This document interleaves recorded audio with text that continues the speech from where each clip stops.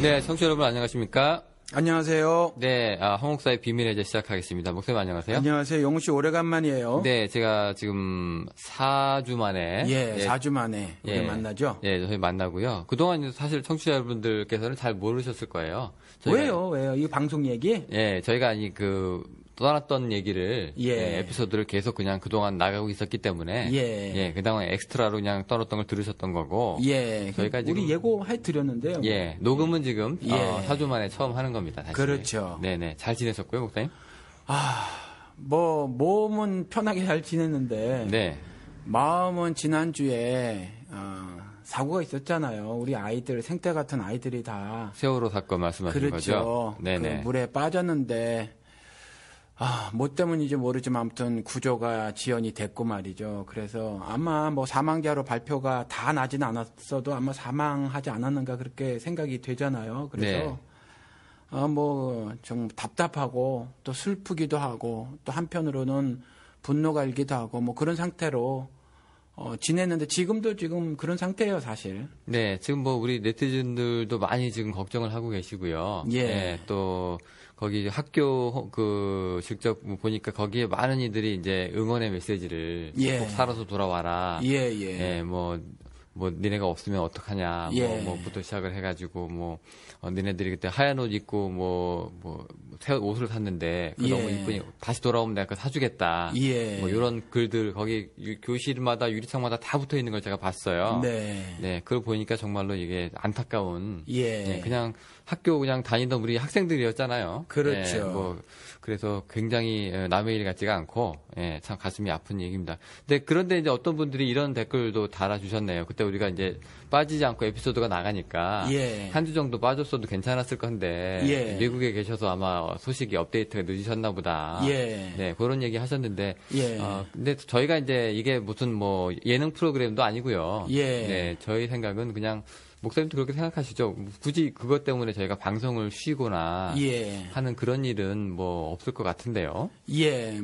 그것 때문에 방송을 쉴 이유는 없는데 사실 저 개인적으로는 그런 일이 뭐가 의미가 있을까라고 생각은 했었어요. 그러니까 제가 이번 주에 제가 영우 씨한테 좀 부탁을 드리겠는데 지난주 설교를 좀 우리 팟빵에 좀 올려주셨으면 좋겠어요. 제가 지난주 설교는 정말 준비도 하나도 안 했고요. 교인들에게 설교 시간에 이제 그렇게 말씀을 드렸다는 거죠. 도대체 설교하는 거는 무슨 의미가 있으며 또 부활절이었었는데 부활절 감사 예배를 드리는 건 도대체 무슨 의미가 있을까? 하나님께서는 성회로 모이고 대회로 모이고 절기 때마다 모이고 하는 것들 실제로 삶을 살아주지 않으면 아무 의미가 없고 내가 받지 않겠다고 하셨는데 무슨 의미가 있을까? 방송 만들어서 이렇게 들려드리는 것이 무슨 의미가 있을까? 이런 저런 생각으로 지냈는데, 그래서 사실 방송하는 것도 무슨 의미가 있을까 이런 생각이 들기는 했었어요. 그렇지만 또, 이걸 하지 말아야 된다. 슬픈 일이 있으니까, 또 아이들이 다 죽었으니까, 그것 때문에 방송하지 말아야 된다. 그건 이유가 아닌 것 같기는 해요. 네, 그렇습니다. 그래서 저희가 이제 자체적으로 내는 결론은 네, 이제 저희가 무슨 신상에 문제가 생기거나 하지 않는 한 네, 이제 계속될 것 같고요. 또 이렇게 또 댓글로 또 많이 이렇게 달아주셔서 네, 저희 또 같이 관심사 같이 하셨으면 좋겠네요. 근데 지금 우리 목소리가 너무 작고 좀 침울하지 않나요? 지금 왜냐면 저희가 지금 아침에 방송을 해서 저희가 항상 오후에 파릇파릇하게 방송을 했었었는데 지금 목소리가 조금 둘 다 지금 담겨 있는 듯한 느낌이 좀 아침이라서 하고. 지금 영훈 씨는 보니까 저녁형 인간이에요. 완전히 그렇습니다. 그렇죠. 근데 전 아침형 인간이라 좀 지금 이 시간이 지금 10시가 좀 넘었잖아요. 가장 팔팔할 때입니까? 저는 지금 가장 왕성할 때 그것 때문이 아니라 우리가 처음에 소식을 전하기를 우리 아이들 소식 전하고 그래서 그러다 보니까 목소리가 좀 가라앉은 것 같은 저 같은 경우는 그랬는데 우리 목소리 톤 바꿉시다. 네, 그럼 다시 바꿔가지고 지금 방송마다 침통하고 침울한 분위기인데 그걸 목소리나 얼굴까지 그렇게 해가면서 할 건 없다고 생각이 들어요. 그래서 방송 건강하고 씩씩하게 하십시다. 네, 그러시죠, 뭐. 그럼 오늘 저희가 준비한 거는 이제 그동안 우리가 이제 4주 동안 우리가 업데이트를 못했던 댓글들이 또 저희를 또 기다리고 있더라고요. 네, 그거 이제 다뤄드리고 이제 또 다음 에피소드로 저희가 또 넘어가도록 하겠는데요. 좀 뒤늦긴 했어도. 네, 그래도 뭐 제가 보니까 제가 한국가에 있는 동안에도 황 목사님이 꾸준히 이제 다뤄드리겠습니다. 뭐 이렇게 또 약속을 해주셔서. 왜냐하면 어느 분 하나 소중하지 않은 분이 없고 또 나름대로 심각한 고민들이 거라는 생각이 들어요. 그리고 또 이거 말고도 저희 교회 웹사이트에 또 들어오셔가지고 질문들을 남기신 분들이 계세요. 그러니까 저의 이전 생각이 떠오르는 거죠. 제 생각에는 이런 문제 어떤 거 같은 경우는 야 이게 고민거리인가 이런 생각이 들기도 하지만 저도 이전에 그랬단 말이죠. 저도 뭐 성령 침례해가지고 심각한 고민을 했는데 그거 가지고 고민했을 때 어떤 분은 왜 저런 거 갖고 고민하나 이러셨을 거예요. 저 모습을 보고. 그러니까 그런 것처럼 다 소중한 그 분들인데다가 소중한 생각들이니까 이것들을 하나도 무시하면 안 되겠다 이런 생각이 들어서 말이죠. 네네. 그래서, 네, 알겠습니다. 자, 저희가 먼저 드릴 그 댓글은요. 이제 종교적 소비에 관한 거 어떤 분이 스키처란 분이 이제 댓글을 달아주신 게 있는데. 우리 그 맥콜이 이게 일화인가요? 그 통일교 재단이라고 하는. 그렇죠. 뭐 그런 얘기 있거든요. 그런 얘기가 있는 게 아니라 그래요. 그래서 뭐 한번 뭐 대박 터뜨렸다가 또 망했다가 또 다시 살아서 뭐 이렇게 주식 상장하느니 어쩌느니 뭐 그랬던 회사예요. 네, 지금 이제 이분이 이제 그거 가지고 이제 고민이신 것 같아요. 가족 중에 이제 그런 분이 계시는데, 그거를 이제 그런 식의 소비 생활을 안 해야 된다 이제 강요를 하시나 보는데 본인께서는 정작 이해를 못 하겠다. 그러니까 통일교에서 만든 그 제품이니까 사서 쓰면 안 된다. 이런 분이 아마 부모님이시라는 것 같아요. 그렇죠? 네. 근데 이런 케이스가요. 굉장히 체감이 많이 와 닿는 게 실제로 그 우리 목사님들 저 옛날에 그 전도사 때도 그랬어요. 우리 담임 목사님이 이제 예를 들어서 무슨 교회 수련회를 간다 할 때 이제 그걸 따져 가지고 맥콜 사오지 마라. 우리 음료수가 필요해도 맥콜 사오지 말고 또 뭐 하지 말고 뭐 이렇게 그리고 또 여기에서 조금 더 나가서 이제 기독교인들이 잘 하는 뭐 그런 옷의 의류 브랜드를 입어라. 뭐 이런 거 옛날에 왜 그런 게 있었잖아요. 근데 이런 일들이 이런 비슷한 성격의 일들이 지금도 많이 벌어지고 있는 것이 뭐 삼성 같은 경우는 우리 미국에 사는데 우리 그 2세 아이들에게 자부심을 심어주기도 하거든요. 메이드 인 코리아 이게 삼성 딱 그 미국의 주요 그 전자 제품 상품 그 가게에 가보면은 가장 중심에 자리 잡고 있고 1인자죠 지금은. 잘 팔리고 또 이제 가장 비싼 제품이에요.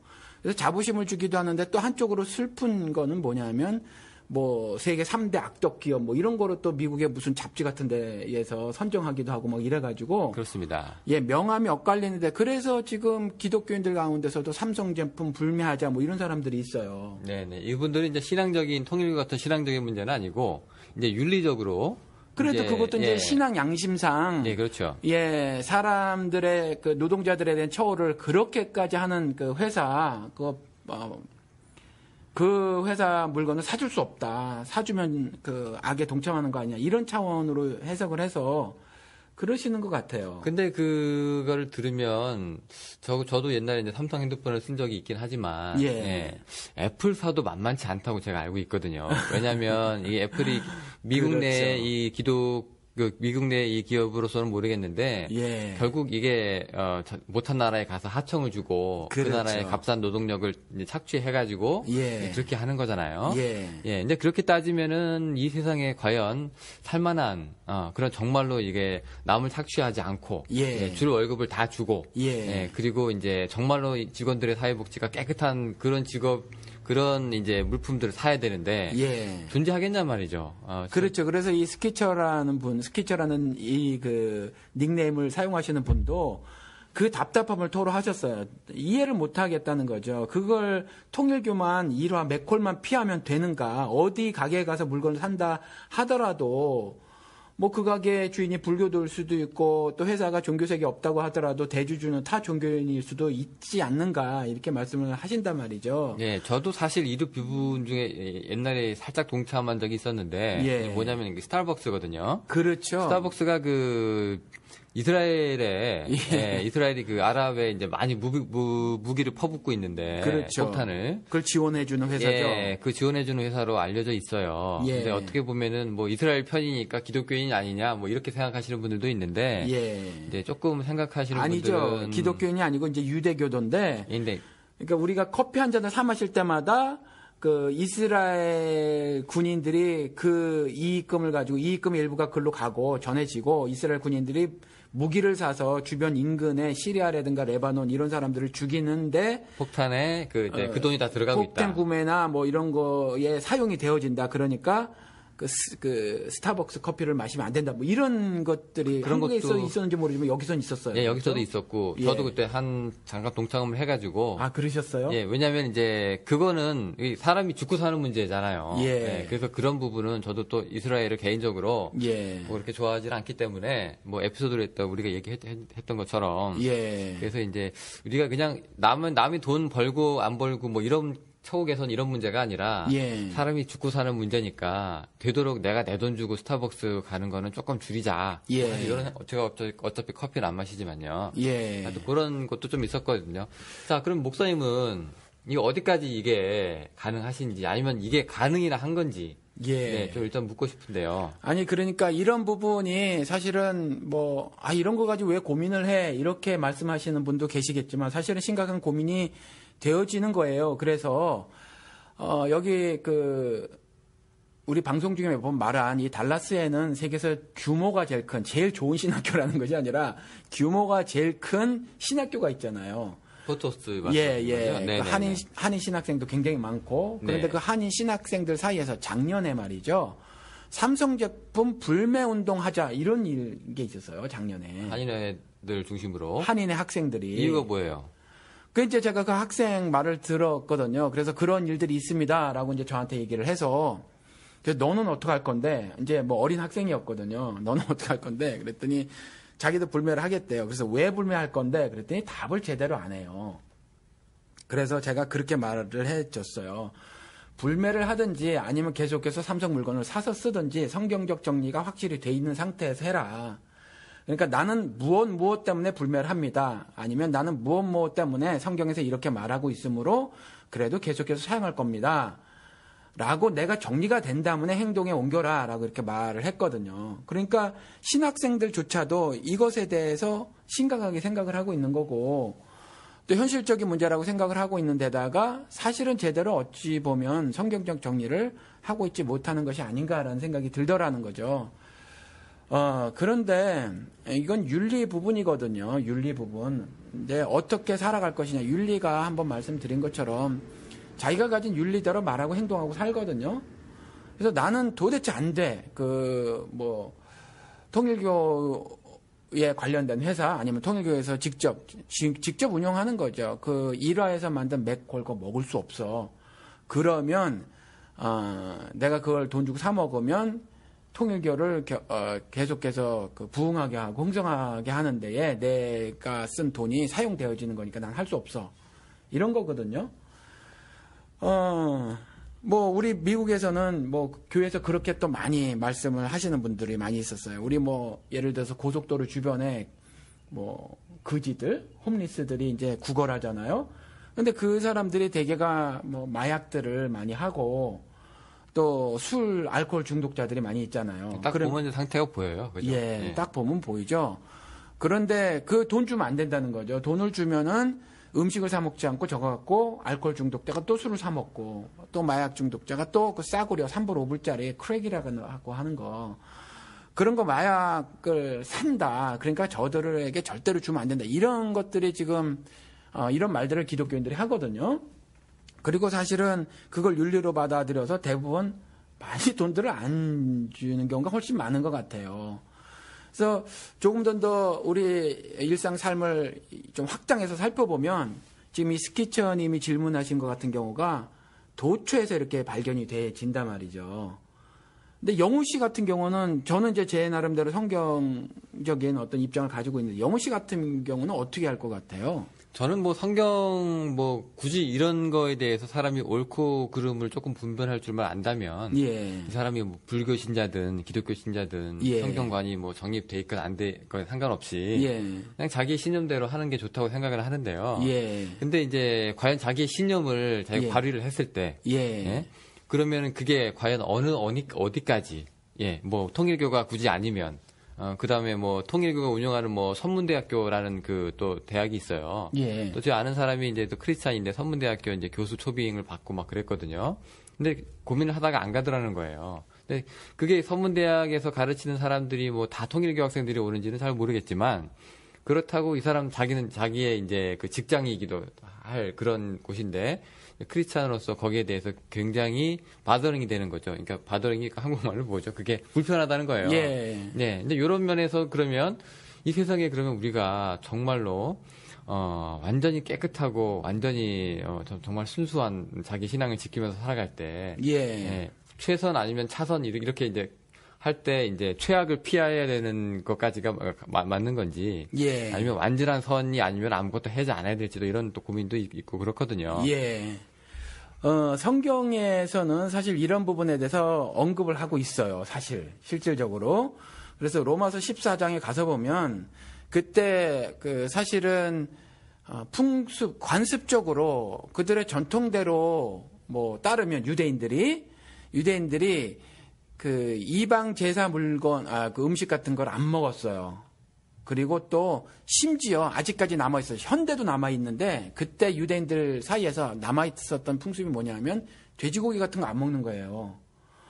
지금도 뭐 그 기독교 어떠한 종파라고 하고 주장하는 곳에서 그 뭐 안 먹는 데가 있잖아요, 사실. 그렇죠. 그런데 이런 부분에 대해서 사실은 하나님께서 바울의 입을 통해서 명시를 해놓은 것이 로마서 14장인데 그때 이제 그런 충돌이 있단 말이죠. 예를 들어서 안 먹는 거야 되겠다고 생각하는 사람들, 뭐 그러니까 이방 그 신을 섬겼던 이방 신에게 제사를 드렸던 제사를 드리기 위해서 사용했던 그 음식 그걸 먹어야 되느냐 말아야 되느냐 했었을 때 먹지 않는 것이 신앙이라고 생각했던 사람들은 먹는 자를 비판했다는 거예요. 근데 먹는 자들은 어떻게 생각을 했냐면 하나님 모든 것이 다 하나님 거인데 그걸 왜 못 먹어 그러면서 먹지 못하는 자를 멸시했다는 거죠. 그까짓 것도 신앙이라고 이렇게 여겨버렸다는 거예요. 그런데 로마서 14장 3절에 가서 뭐라고 되냐 먹는 자는 먹지 않는 자를 업신여기지 말라는 거예요. 그것도 나름 신앙을 지키려고 하는 거니까. 또 먹지 않는 자는 먹는 자를 비판하지 말라. 왜냐하면 어느 경우든지 이는 하나님이 그를 받으셨음이라. 그거 본질적 문제 아니라는 거거든요. 천국은 먹고 마시는 것에 관한 것이 아니라고 그러잖아요. 그렇죠? 그러니까 뭐 먹지 않는 것도 주를 위해서 먹지 않는 거거든요. 또 먹는 자도 주를 위해서 먹는 거예요. 사실 그 두 케이스가. 그러니까 예를 들어서 이 스키처님 같은 경우 어머니께서 신앙을 잘 지키시겠다고 신앙의 정절을 잘 지키시겠다고 맥코를 먹지 않겠다 아들아 이러면 그냥 드시지 않도록 두시면 좋을 것 같아요. 그거를 비판하지 말라고 했으니까. 그리고 또 드시는 분은 안 드시는 분은 먹는 사람 왜 삼성 제품을 왜 사셨어?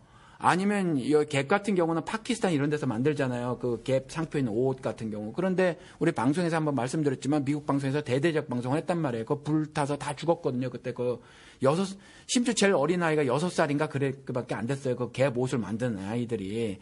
그래서 최고로 나이 많은 애가 14살. 그런데 바깥에서 문을 잠그고 하루 세끼 열악한 환경 속에서 그냥 먹을 것만 주고 14시간 노동을 시켰단 말이에요.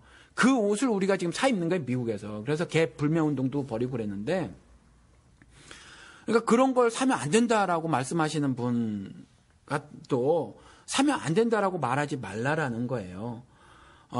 세상은 어차피 하나님께서 성경을 통해서 말을 해놓기를 뭐냐면, 죄인들이 머리를 고안해서 만들어낸 법제도 장치, 그리고 죄인들의 심사로 만들어낸 윤리와 도덕으로 만들어진 악한 곳을 세상이라고 하는 거거든요. 그러면 이 스키처님 말씀대로 아무 데 가서도 못 피해요. 피하지 않는 거거든요. 그 가운데 신앙을 지키는 모범 답안이 뭔가 이건 본질적인 차원에서만 접근을 해야지 그 100가지 행위, 1000가지 행위에 관해서 어떤 뚜렷한 정답을 다 제시하고 살 수는 없다라는 거죠. 그래서 내가 하나님을 향한 믿음을 지켜대기만 하면 그럼 여기에 분명히 하나님께서 로마서의 바울의 입을 통해서 말씀해 놓으신 것처럼 나는 신앙 지키기 위해서 먹지 않아. 그러니까 먹는 너희들은 잘못됐어라고 비판하지 말 것이며 먹는 자 다 하나님 것인데 이방 그 신을 섬겼던 그래서 이방 제사에 가져갔던 여러 너희들의 은금까지라도 다 나에게서부터 나온 것이니라라고 호세아 선지자를 통해서 말씀하신 것처럼 다 하나님 건데 뭘 이걸 못 먹는 것들이 너희들이 신앙이 약한 거지 채소만 먹는 너희들의 신앙이 연약한 거지라고 업신여기지도 말라 그랬어요. 그러니까 이런 부분에 있어서 그렇게 좀 잘 정리를 하고 살았으면 좋겠다라는 생각이 드는데 한 가지는 뭐냐면 이분이 교회를 다니시는 분이 아니고 기독교인이 아니시라고 고백을 하셨어요. 참 감사한 일이에요. 기독교인이 아닌데 오고 들어주시는 것이. 그렇군요. 예, 그래서 이와 같이 성경 말씀 전하고 하는 것들을 어떻게 이해하시고 받아들이실지는 모르겠지만 우리 방송이 이제 이 스키처님만 들으시는 건 아니니까 이게 실질적인 문제고 고민되는 문제고 실제로 그 신학생들까지 고민하는 문제라 신학생이 뭐 아시겠지만 사실은 뭐 20대 초반 학생들만이 아니거든요. 30대도 있고 40대도 있어요. 그분들까지라도 그렇게 고민을 하셨고 40대 중에서는 신학교에서 한 20년 보내신 분도 있는데 그 부분이 여전히 고민이더라라는 거죠. 근데 그 목사님 요 로마서 이 구절은요. 예. 근데 제가 이렇게 보니까 예. 이게 어차피 우리 한국에도 비슷한 사례가 있어요. 예. 절은 안 하고 이제 기독교인들이 보통 제사할 때 절 안 하잖아요. 그렇죠. 그리고 나서 이제 좀 심한 분은 그 제사할 때 음식도 안 먹고. 그렇죠. 또 어떤 분은 절은 안 하지만 먹기도 하고. 그렇죠. 예, 그러면서 이제 뭐 그런 자기들끼리 이제 그런 이제 그 뭐라고 해야 될까 긴장 관계가 좀 있는데. 예. 이제 그런 스타일하고는 이게 이 구절이 좀 맞아 떨어질 수가 있어요. 어차피 예. 그게 절을 먹든 안 먹든 하나님하고는 상관없거든요. 솔직히 예. 얘기해서. 예. 네. 그런데 뭐 먹는다고 하나님의 믿음을 뭐 배신하는 것도 아니고 예. 안 먹는다고 뭐 또 특별히 그렇게 뭐 지킨다는 자부심을 가질 것도 없고요. 예. 근데 아까 목사님 말씀하셨던 그 갭이나 예. 이런 문제들은 예.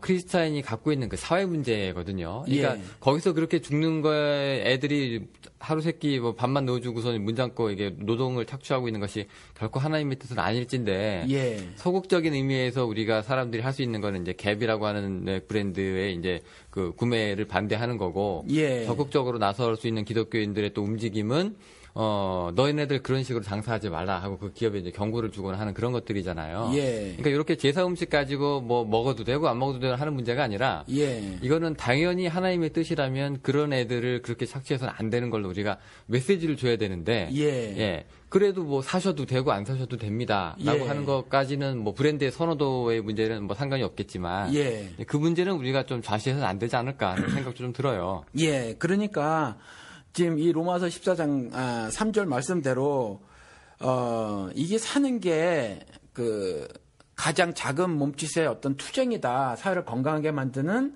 나의 신앙인으로서의 애씀이고 노력이다라고 말씀하시면 지지를 보내겠다는 거죠, 저는. 예, 그러실 수 있다라는 거예요. 그런데 단순히 이건 그냥 프로덕트니까 물건이니까 그냥 프로덕트로 사고 나는 따로 그들의 문제는 이 옷 자체가 문제를 갖고 있는 게 아니라는 거죠. 그들이 그렇게 어린아이들 사실 미국의 법으로는 그런 어린아이들이 노동에 동원되는 것 자체가 불법이거든요. 그러니까 그런 문제를 시정시키기 위해서 나는 애를 쓰겠다라고 하면서 물건은 물건이지 하고 사는 사람을 또 비판하지 말라라는 거예요. 그러니까 어떤 모양이든지 간에 내가 이것이 작은 투쟁이다 그러면서 옷을 안 사는 거 그거 가능하다는 거예요. 지지를 해주겠다는 거죠. 그리고 조금 전에 말씀드린 것처럼 다른 방식의 투쟁을 하되 물건은 그냥 물건으로 인식하고 사겠다. 그것도 괜찮다는 거죠. 비판하지 말고 업신여기지 말라라는 거죠. 네, 그 비슷한 사례가 이제 그 루악이라고 하는 커피 들어보셨는지 모르겠는데, 저 못 들어봤어요. 그게 그 사양 고양이가 그 커피를 먹고 나서 이제 그 나온 그 배설물을 잘 정제해서 그 커피 굉장히 비싸요 그게. 그렇게 해가지고 이제 제 친구가 이제 후배가 그걸 이제 커피 매니아가 있는데 어떻게 힘들게 구해가지고 저보고 먹어보라고 줬어요. 저는 원래 커피를 좋아하지 않는 데다가 보니까 그냥 다른 커피랑 뭐 똑같이 쓰기만 하고 그냥 뭐 누룽지 태운 물 같기도 하고 이게 맛있다니까 먹어는 봤는데 나중에 보니까 이 사양 고양이 똥이요. 사양 고양이를 잡아다가 억지로 입에다가 주사기를 넣어가지고 예. 철당에다 가둬놓고 예. 그것만 먹여가지고 계속 그 똥만 싸게 해가지고 그렇게 그 프로덕트를 만들어내더라고요. 커피가. 예. 뭐 우리 그 콜롬비아나 이런 농장에서 애들 노동력 착취하는 것처럼. 예. 그래서 제가 그런 걸 볼 때, 야, 어느 곳 하나 이 세상의 사람들이, 예. 그러니까 고양이, 그 애들 손길 노동력 착취하고, 그러니까 자기들의 조금 더 맛있는 그 입맛 하나를, 욕구를 만족시키기 위해서 예. 정말 많은 것들을 희생시키는구나 이 세상이 예. 그런 생각도 살짝 들기도 했거든요. 예. 예. 근데 그런 문제도 살짝 생각이 나고 그러네요 지금. 예. 지금 뭐 미국 사람들도 많이 모르고 있는 것이 뭐냐면 우리가 지금 먹고 있는 소고기, 돼지고기, 닭고기가 전부 공장에서 나와요. 그렇죠. 아시죠? 미국 사람들은 아예 팩토리라고 한다고요. 그러니까는 소는 소공장에서 나오고 돼지는 돼지공장에서 나오고 닭은 닭공장에서 나와요. 그러니까 미국은 전부 그래요. 아시는지 모르겠지만 우리는 텍사스에 이게 넓은 땅에서 사니까 우리 길 가다 보면은 소들 풀 뜯어 먹는 소 가끔 발견하죠.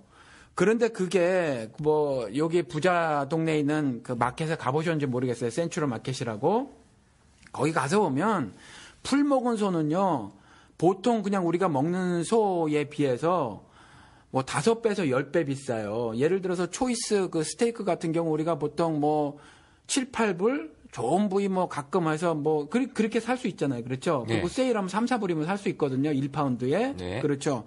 그런데 거기 가서 풀 먹은 소를 사려면 사료 먹지 않고 풀 먹은 소를 사려면 초이스가 그러니까 좋은 부위 티본 스테이크 같은 경우가 막 45불, 50불 그래요. 1파운드에. 닭다리 같은 거 파운드에 5불이에요. 그냥 놓아서 키운 닭 같은 경우. 근데 놓아서 키운 닭도 이 사람들이 이제 케이지 프리 그래가지고 케이지에서 안 키웠다고 하는 건데 그것도 몰래 찍어서 그 유튜브에 가면 그 동영상이 나오는데 케이지 프리라고 그러는데 큰 창고 건물에서 왜 물고기도 스페이스가 그 공간이 적으면 스트레스 받아서 죽기도 한다면서요. 그것처럼 꽉 몰려져 있어요. 그냥 한 마리 한 마리 들어가져 있는 케이지가 아닐 뿐이지 그거 케이지 프리나 케이지에 있는 거는 사실 동일해요. 뭐 그런 식이라든가 아니면 또 케이지 프리라고 하는 것들이 하루 24시간 중에서 1시간 정도 바깥에 내보내거나 뭐 이런 것도 케이지 프리라고 그렇게 판단 말이죠. 미국 사람들이 뭐 70%라고 70% 세일 그러면 가까이 가서 보면 조그만 글씨로 up to 이렇게 써 있는 거 그런 것처럼요. 1시간 정도 풀어놓고 키운 닭도 케이지 프리라고 판단 말이에요. 비싸게. 그러니까 이런 거를 비롯해서 미국에는 모든 곡식이라든가 채소라든가 이런 것조차도 다 이제 그 유전자 조작이고 그러니까 어느 것 하나 말이죠. 사실은 그 불법적이고 불이한 것을 피하고는 사실 다른 나라는 모르지만 미국에서는 살기 힘들다. 그럼 전 세계적으로 이것이 오죽하겠나 싶은 거죠. 그래서 사실은 뭐 그거 하나하나 따지면요. 정신 못 차립니다. 이 세상에 살아가는데. 그래서 이러한 가운데서 신자로서 어떻게 의의 모습을 견지하고 살 것인가에 대한 꾸준하고 심각한 고민들이 있어야 할 줄로 믿습니다. 네, 그럼 뭐 종교적 소비는 이제 거기까지 생각보다 조금 뭐 얘기가 길어졌네요. 이 부분은. 그 얼마 전에 우리 그 부활절이었잖아요, 목사님. 네, 뭐 어떻게 뭐 특별하게 부활절 행사를 따로 하세요? 안 했어요. 우리는 그러니까 영훈 씨한테 부탁을 드렸지만 지난주 설교를 좀 이번에 올려주십사 했잖아요. 설교 준비도 안 했고. 뭐 하나님께서 이 부활절 감사 예배를 받으실 것인가 요한 그 복음 2장에 가서 보면 1년에 한 번 드리는 유월절 제사 예수 그리스도께서 다 폐해버리셨단 말이죠. 애굽이라는 세상에서 건져 주신 것에 대해서 감사해서 유대인들이 뭐 고속버스도 없고 그냥 원근각지에서 걸어서 재물 끌고 온 거거든요. 그리고 재물 끌고 오다가 혹시 상할까봐 레이기나 출애굽기에서 지지하는 대로 자신의 재물을 팔아서 돈으로 바꾼 연후에 그 하나님을 섬길 수 있는 그곳에 가서 재물을 다시 샀고 그래서 사실은 성전에서 재물을 사고 파는 것이 합법이에요. 합법적인 거죠. 그래서 이제 그렇게 했는데 이들이 평상시 삶이 그렇지 못했어요. 그래서 그냥 지금으로 치면 교회 생활만 열심히 한 거죠. 교회 생활만 열심히 해서 제자들이 기억해낸 말씀이 뭐냐면 주의 전을 섬기는 열심히 주를 삼켜버렸다라는 말씀을 했거든요. 그래서 예수 그리스도가 폐한 것이 그거예요. 올바른 신앙생활, 평상시 하루 24시간 주 7일 내내 일생에 걸쳐서 매일같이 올바른 신앙생활을 해야 함에도 불구하고 그냥 교회 생활을 열심히 한 것에 대한 경고 정도가 아니라 이제 심판이 쉬었거든요. 근데 지난주 같은 경우는 저가 부활절 어떤 특별한 예배를 드릴 수 있는 그런 날임에도 불구하고 그냥 넘어갔어요. 왜냐하면 말씀드린 것처럼 너무 쓸모 없었던 것 같은 느낌이 들었고, 이런 가운데 뭐 사회에서 빛과 소금으로 전혀 살지 못하는 나를 발견을 하고, 이러한 가운데 주님 부활하심에 감사를 드리고 찬양을 드립니다 하는 것들이 무슨 의미가 있을까라는 생각이 들어서 사실은 아무것도 안 하고 그냥 지냈죠. 원래 그 부활절 때 그러면은 뭐 작년 예년 같은 경우에 뭐 부활절 우리 그 저기 계란 뭐 그런 거 하잖아요. 스티커 붙이고 뭐 삶아 가지고 그런 것도 혹시 뭐 목사님 교회에서 좀 하셨었나요?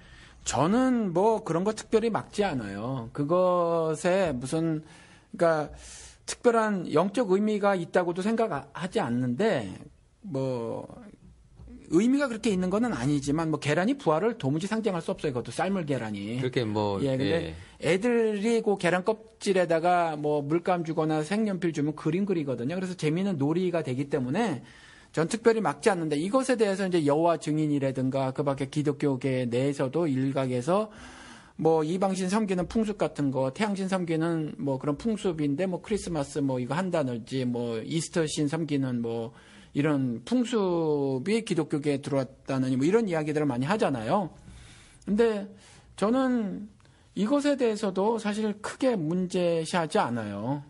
그냥 그냥 하도록 둡니다. 그냥 저는. 그 사실 저희가 그 크리스마스 때 그때 특집으로 했었는데, 이제 크리스마스가 도대체 이제 이 시대에 도대체 무슨 의미가 있느냐. 의미 없죠. 뭐 이런 얘기 해가지고 이제 방송 한번 했는데, 차라리 그때 제가 이렇게 얘기했던 적도 있었어요. 크리스마스보다 기독교는 부활절에 올인을 해야 되는 종교다라고 했는데, 이제 부활절도 역시나 이제 뭐 크리스마스가 무슨 다른 뭐 이방 종교와 결탁이 됐다고 했는데, 마찬가지로 이스터신의 풍습이라고 또 어떤 분이 이렇게 댓글을 남겨주셨는데요. 부활절 계란이나 토끼 모양 뭐 초콜릿 뭐 부활절하고 상관없는 이교도의 풍습. 솔직히 뭐 이게 기독교적인 모습은 아니죠. 그냥 예수께서 부활하셨던 거 하고 뭐 굳이 뭐 예를 들자면 뭐 이게 지금 다시 예수님께서 오셔가지고 지금 봤는데 갑자기 뭐 내 부활절에 뭐 계란을 먹고 있다니 뭐 이런 거 보면은 뭐 좀 어이없어 하실 수도 그렇죠. 있겠지만 전혀 뭐 기독교 신앙하고 관계 없는 것들이에요, 사실. 그러면 어떻게 뭐 요것들은 어떻게 해야 될까요? 뭐 이렇게 뭐 한번 짚어주세요라고 했는데 그런데 이런 부분도 사실 너무 예민하게 반응을 하시는 거다. 전 이렇게 생각이 들어요. 조금 전에 말씀드린 것처럼 예를 들어서 무슨 일화에서 만드는 매코를 먹느냐 마느냐 하는 문제 가지고 이제 예민하잖아요. 그리고 실제로 심각하게 생각을 하고 있고 그런데 이런 것들에 대해서 너무 예민하게 반응을 하지 않았으면 좋겠다라는 생각이에요. 그냥 그 하나님이 온 세상 만물을 창조하셨고 온 우주 만물의 주인이세요. 그것뿐만이 아니라 우리 감정, 우리가 느끼고 있는 어떤 감정의 주인이시기도 하거든요. 그런데 중간에 하나님을 모르는 사람들이 혹은 하나님을 반역하는 사람들이 자기 나름대로 어떤 무엇을 만들어서 풍습 같은 거라든가 아니면 절기 같은 걸 만들거나 뭐 이런 거를 해서 사용했다고 해서 그것이 자기들 것이 아니에요. 그것이 자기들 것이 아니라서 계란 만들어 먹으면 어때요? 전혀 문제가 되질 않고 그밖에 무슨 뭐 어떤 거든지 간에 우리는 별로 상관이 없고, 그런데 말씀드린 것처럼 뭐 굳이 하기 싫다 그러면 그 안 하는 것도 적극 지지를 해주겠다는 거죠. 그런데 이것도 성경 구절을 하나 들어서 말씀을 드리면 우리 하나님께서 인명을 얼마나 중하게 여기세요. 그렇죠? 굉장히 중하게 여기시거든요. 그래서 살아있음에 대해서 육신적으로, 그러니까 영적으로가 아니라 육신적으로 살아있음에 대해서도 굉장히 강조를 하시는 것이, 방송에도 한번 말씀을 드렸지만 전도서에 보면은 죽은 사자가 산개보다 못하다는 거죠. 산개가 죽은 사자보다 낫다는 거거든요. 그래서 살아있음에 대해서, 육신적으로 살아있음에 대해서 굉장한 그 가치를 부여하고 계시고 또 중요하다고 생각을 말씀하세요. 그런데 이걸 갖다 아무렇지도 않게 여겼던 이방 풍습이 있어요. 뭐냐면 그 아들을 낳아서 불태워 죽이는 이방 풍습이 있는데, 지금도 뭐 아프리카 어디에 봐서 보니까 뜨거운 재 같은 거에 아이를 이렇게 잠깐 올려놓는 그런 풍습이 있는 걸 제가 TV에서 봤어요.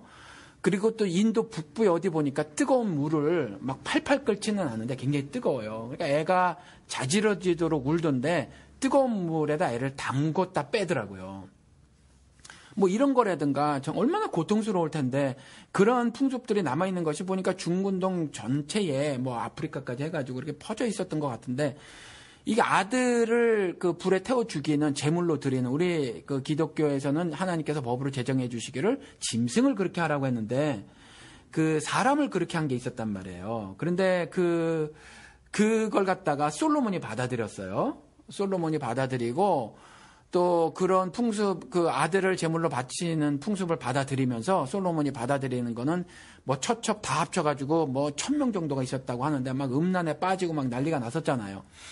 그런데, 이와 같이 그것에 대해서 하나님께서 뭐라고 말씀하셨냐면 가증한 것이라고 그랬어요. 그렇게 사람을 아무렇게나 여겨서 말이죠. 그 아기를 불에 태워 죽이는 거. 아무리 자신들이 섬기는 신에게 드리는 제물이라고 할지라도 그 아기를 죽이는 제물로 사용하는 것을 가증한 것이라고 하셨거든요. 그런데 아시지만 하나님께서 아브라함에게 자기 아들 이삭을 그렇게 하라고 그랬어요. 창세기 보면 나오죠. 그렇죠. 그걸 가증하다고 말씀하시고는 아브라함에게는 똑같은 일을 시키셨단 말이에요. 그렇죠.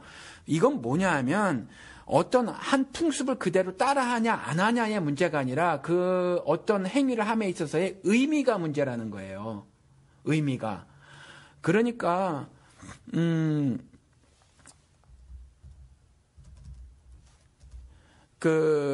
이교도 풍습에 그냥 그걸 하느냐 마느냐 그것이 문제가 아니라 뭐를 우리 제사 때도 말씀을 드렸지만 그게 예를 들어서 성경에 나와져 있는 하나님의 제사 모습이 아니라고 할지라도 제가 그 부모를 기억하면서 추모하면서 우리 전통적인 그 절을 하는 것으로 인사를 드리는 거 그냥 저는 그렇게 생각을 하면 전혀 문제가 될 것이 없다고 보는 건데 그냥 행위 자체에 매달려서 그건 이방 풍습이니까 안 돼요라고 하는 건 그러면 하나님께서 아브라함에게 아들 이삭을 잡아서 나무를 버려놓고 그 다음에 죽여서 그 다음에 각을 떠서 즉 토막을 쳐서 제물로 불태워 버려라. 이것도 하면 안 되는 거였단 말이죠. 하나님도 우를 범하신 게 되어버린단 말이죠. 그러니까 이런 것들에 대해서 본질이 무엇인가, 하나님을 신앙하는 내 마음 자세가 무엇인가, 이것이 중요한 것이지 그 행동 자체, 뭐 이스터 신을 섬기는 것에서 왔어요, 태양신을 섬기는 것에서 왔어요, 이런 것이 문제가 아니라는 거죠. 그래서 부활절 감사 제사를 우리는 안 드렸지만, 예배를 안 드렸지만 그것 가지고 하나님이 우리 교회 우리 성도님들을 책망하실 것이라고는 생각이 들지 않아요. 오히려 우리 전부 애통해했고 슬퍼했고 자신들을 돌아봤거든요. 도무지 입으로만 근사하게 목사처럼 그냥 세상의 빛으로 소금으로 살아야지 각오하고 그렇게 살지 못하는 기독교계를 질타하고 비판했던 우리가 아닌가. 우리 그렇게 지난 한 주간을 보냈거든요. 그러니까 그런 것 가지고 하나님께서 뭐라고 하실 것 같지는 않다는 거죠. 그러면 이런 건 어떻게 생각하세요? 그 부활절에 보면은 예. 한국 기독교는 꼭 그 부활절 연합 예배로 하잖아요. 그렇죠. 그러니까 뭐 체육관을 빌리거나 예. 커다란 공간을 빌려가지고. 예. 이번에도 연세대학교 노천강당에서 50여 개 교단이 모여서 15,000명이 모여서 드렸대요. 네, 이제 그렇게 모여가지고 이제 하는데 그게 저는 솔직히 말해서 예. 그렇게 좋아 보이진 않아요. 왜냐하면 예. 이게 뭐라고 해야 될까? 이 부활절이 뭐 기독교인들의 잔치고 뭐 축제인 건 알겠는데 예. 새를 과시한 듯한 뭐 그런 거. 그렇죠. 그런 게 조금 있고요. 예, 예. 거기에다가 이제 누가 이번에 설교를 할 것인가, 예. 뭐 준비위원장, 무슨 다 직책이 하나씩 다 있어요. 예. 그리고 거기에 이제 이름 한번 올리려고. 그렇죠. 이제 그 목사님들이 대단한 자리긴 하겠죠. 예. 근데 거기에 뭐 기도. 예. 뭐 몇 분이나 가서 이제 한마디씩 기도하시고 내려오고. 예. 뭐 사회, 준비위원장, 무슨 위원장. 굉장히 거창하거든요. 예. 이런 거 보면 이게 도대체 누구를 위한 잔치인지도 잘 모르겠고. 예. 예. 과연 뭐 그게 자기 교회에서 50명 들이나 모여가지고 15,000명 들이나 그 하나님 옆에서 이게 무슨 차이가 있을지 잘 모르겠는데 예. 오히려 저는 이게 만약에 지적을 한다면 부활절 이교도 풍습을 지적을 한다면 이 계란 문제도 뿐만이 아니라 예. 이렇게 대형화되고 자본주의를 따라가는 듯한 이런 거 있잖아요. 예. 예, 요런 것도 조금 부활절에 지금 녹아 있지 않는 것 같다 같이 또 비판을 해야 될 것 같긴 한데. 그렇죠. 이제 그래서 내세우는 것이 연합이거든요. 연합예배, 부활절 연합이라는 건데 연합이 성경에서 가르치는 가장 중요한 가르침 중에 하나죠. 그래서 그런데 이번에 WCC에서도 주장했지만 그분들은 이제 visible unity, 보이는 연합을 주장을 하거든요. 그러니까 이 보이는 연합을 말하는 건데 사실 성경에서 말하는 연합은 그리스도와 연합만을 얘기해요. 그러면 보이는 연합을 했었을 때도 그리스도와 우리 신자 간의 연합의 성격을 담은 것만 사실 연합이에요. 그 visible unity라고 하는 것도 그래야만 하는데 단순히 이제 그냥 여러 명이 한꺼번에 한 번 드린다. 이게 과연 그 연합의 성격을 드러내는 것인가? 그건 좀 의심이 가요. 그리고 사실은 그리스도께서 직접 육성으로 가르치신 가르침은 뭐냐 하면 신앙생활 회당에서 하지 마라. 큰 거리에서 하지 마라. 그리고 알게 하지 말고 모르게 해라. 오른손이 하는 일, 왼손이 모르게 하라. 이런 거고, 골방에 가서 기도해라. 그러니까 전체적으로 이렇게 드러내놓고 쇠가시하고 누구한테 공표하고 알리고 하는 거, 이런 거는 사실 성경적 가르침이 아닌데, 사실을 하고 있어서, 지금 영우 씨가 말씀하신 그 부활절 연합 예배라고 하는 거, 사실은 조금, 그 그리스도의 가르침에는 좀 어긋나지 않는가, 그런 생각도 들어요. 목사님도 그렇게 생각하시는 건가요, 그러면? 예, 전 그렇게 생각해서 사실은 이 달라스에서도 그 H마트라고 하는 거 한아름 그 마트 앞에서 주차장 빌려서 했어요. 한다고 했는데 했는지 모르겠어요. 한다고 광고에 크게 났어요. 그런데 그 마트 아시지만 주차 공간이 부족하거든요. 작죠. 예, 주차 공간이 부족한데 했다는 건 기독교계가 가장 큰 손님이니까 사실 그 힘에 굴복한 거예요, 그 마켓이. 그런데 거기서 뭘 하냔 말이죠. 지금 다 기독교인들을 개독교인이라고 보고 있는데 실질적으로 사회에 그 유익한 일을 감당하는 것이 중요하지. 떼거지로 왕창 모여가지고 말이죠. 그거 하는 일들을 그 사람들 또 눈살 찌푸릴 거에 믿지 않는 사람들은. 왜냐하면 또 차 대려면은 삥삥 돌아야 하고 저 먼 데 대고 또 걸어가야 되니까. 또 눈살 찌푸리는 일을 만든 건데 그런 일들을 왜 하는지 모르겠어요. 거기에 연합의 성격이 성경에서 말하고 있는 연합의 성격은 조금 더 안 들어있거든요. 근데 이와 같은 일들을 그냥 관습적으로 해오고 있고 이런 관습에 대해서 그리스도께서 하나님을 반역하는 것이라 이렇게 이제 말씀을 해놓고 있어서 사실 우리 한번 좀 생각을 해봐야 할 점이 있어요. 네, 비슷한 비유가 될지 모르겠지만 그 내용보다 형식을 이게 중요하다고 생각하다 보면은요. 예. 제가 이제 한국 가서 이제 한국 사람들 보통 이제 제사도 지내고 예. 산소 가서 이제 벌초도 하고 이런 건데요. 예. 원래 부모 우리 모시고 옛날 부모 생각하고 같이 같은 자리에 모여서 이제 형제끼리 식사도 하고 이런 건 되게 좋은 풍습이라고 생각을 하는데 예. 이제 문제가 이제 그런 데서 꼭 싸움이 나는 걸 보면은 누가 이번에 잔디를 벌초를 몇 번 했는데 넌 한 번도 안 왔느니. 예. 엉뚱하게 풀 깎는 얘기로 이제 싸움이 많이 번져서. 예. 이제 그거가 부모에 대한 사랑이냐. 예. 많이 한 사람은 안 한 사람한테 섭섭하고. 예. 들어온 사람은 또 그렇게까지 내가 욕들을 했느냐. 예. 이렇게 또 반박도 하고 이런 과정에서 또 갈등도 생기고 그러잖아요. 예. 부모에 대한 사랑이 무덤에 난 그 풀 깎는 걸로 이제 자칫 변질이 돼가지고. 그렇죠. 자기가 생각하는 방식만 이제 그렇죠. 살아가는 방식이라고 주장하는 거랑 또 마찬가지죠. 네네네. 그러니까 하나님을 섬기는 방식이 부활절날 왕창 모여서 예. 연합 예배 드리는 거. 그렇죠. 그거 안 드리면 흡사 불신앙인 예. 것처럼. 그러니까 부모 입장에서는 그냥 예. 나는 죽었고 이제 없지만 차라리 예. 니들 싸우지 마라. 그렇죠. 술은 놔둬라. 그렇죠. 길면 그렇죠. 어떻고 짧으면 차라리 이런 게 부모의 입장이었을 텐데. 예. 조금 그런 거 보면서 한국 사회에서 이제 조금 안 좋은 면들이 좀 있었잖아요. 예. 그런 분들 문화적으로 좀 안 좋은 게 있는데. 예. 이런 거 보면은 우리가 이제 거대화되고 대형화된 걸 자꾸 과시하려고 하고. 예. 여기에 동참하지 않는 것들에 대해서 이제 굉장히 새를 떨치지 못하는 것에 대해서 좀 되게 아쉬워하는 그런 것들이 예. 좀 많이 이게 대형화, 자본주의화 될 것 같지 않는가. 예. 부활절날 오히려 그런 걸 잊어버려야 되는데 예. 그런 것들이 자꾸 되살아나는 것 같아서 좀 아쉽기도 하고요. 예, 맞습니다. 우리가 좀 사실은 더 고민해야 할 것들은 다른 문제라는 거죠. 그래서 이와 같이 그 겉표면에 드러난 사실 본질이 아닌 문제 가지고 고민을 하다 보면 말이에요. 사실 바른 신앙생활 그리고 신앙의 절개를 지켜내기가 사실은 어려울 수가 있어요. 사변적인 거 갖고 고민하다가 조금 전에 예를 들은 것처럼 세상에 신학교에서 뭐 갓 18, 19, 20, 21 뭐 이렇게 얼마 인생 안 살은 친구들이야 그런 고민에 빠질 수 있다고 치지만 신학교 말씀드린 대로 한국 신학생들은 40 넘은 신학생들도 많이 있단 말이죠. 그런 사람들까지 고민을 해서 삼성 물건을 불매해야 되는가 말아야 되는가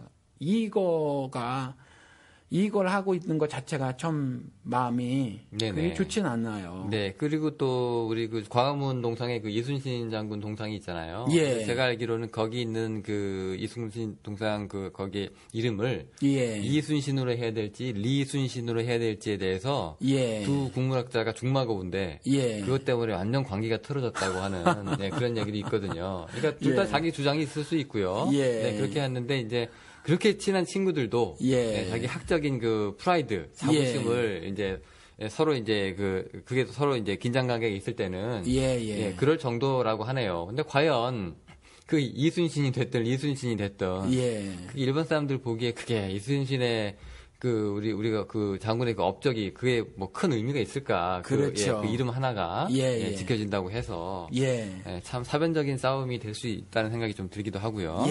그래서 이거 뭐 우리 교회 내에서 이거 이스터 풍습 아닌가요? 뭐 태양신을 섬기는 그 이방 종교에서 온 거 아닌가? 이런 것들로부터 좀 자유스러워졌으면 좋겠다. 그리고 너무 예민한 반응을 안 보이셨으면 좋겠다라는 거죠. 그건 본질 문제가 아니에요. 그리고 중요한 건 모든 것들이 다 하나님으로부터 유래가 된 거고 로마서 8장 말지마에 가보면 그렇거든요. 그러니까 뭐 하다못해 조금 전에 말씀드린 것처럼 호세아 선지자 입을 통해서 이방신에게 드린 은금조차도 내게로부터 나온 것이니라 말씀하셨으니 그렇게 좀 이해를 하셨으면 좋겠고요. 또 뭐 일화 맥콜 때도 말씀을 드렸지만 그런 것들을 통해서 나는 내 신앙의 절개를 지켜나갈 것이다라고 하는 분들은 또 그냥 그대로 두셨으면 좋겠어요. 그러니까 결론적으로 하나님은 그 모든 것들을 다 아우르시는 분이다.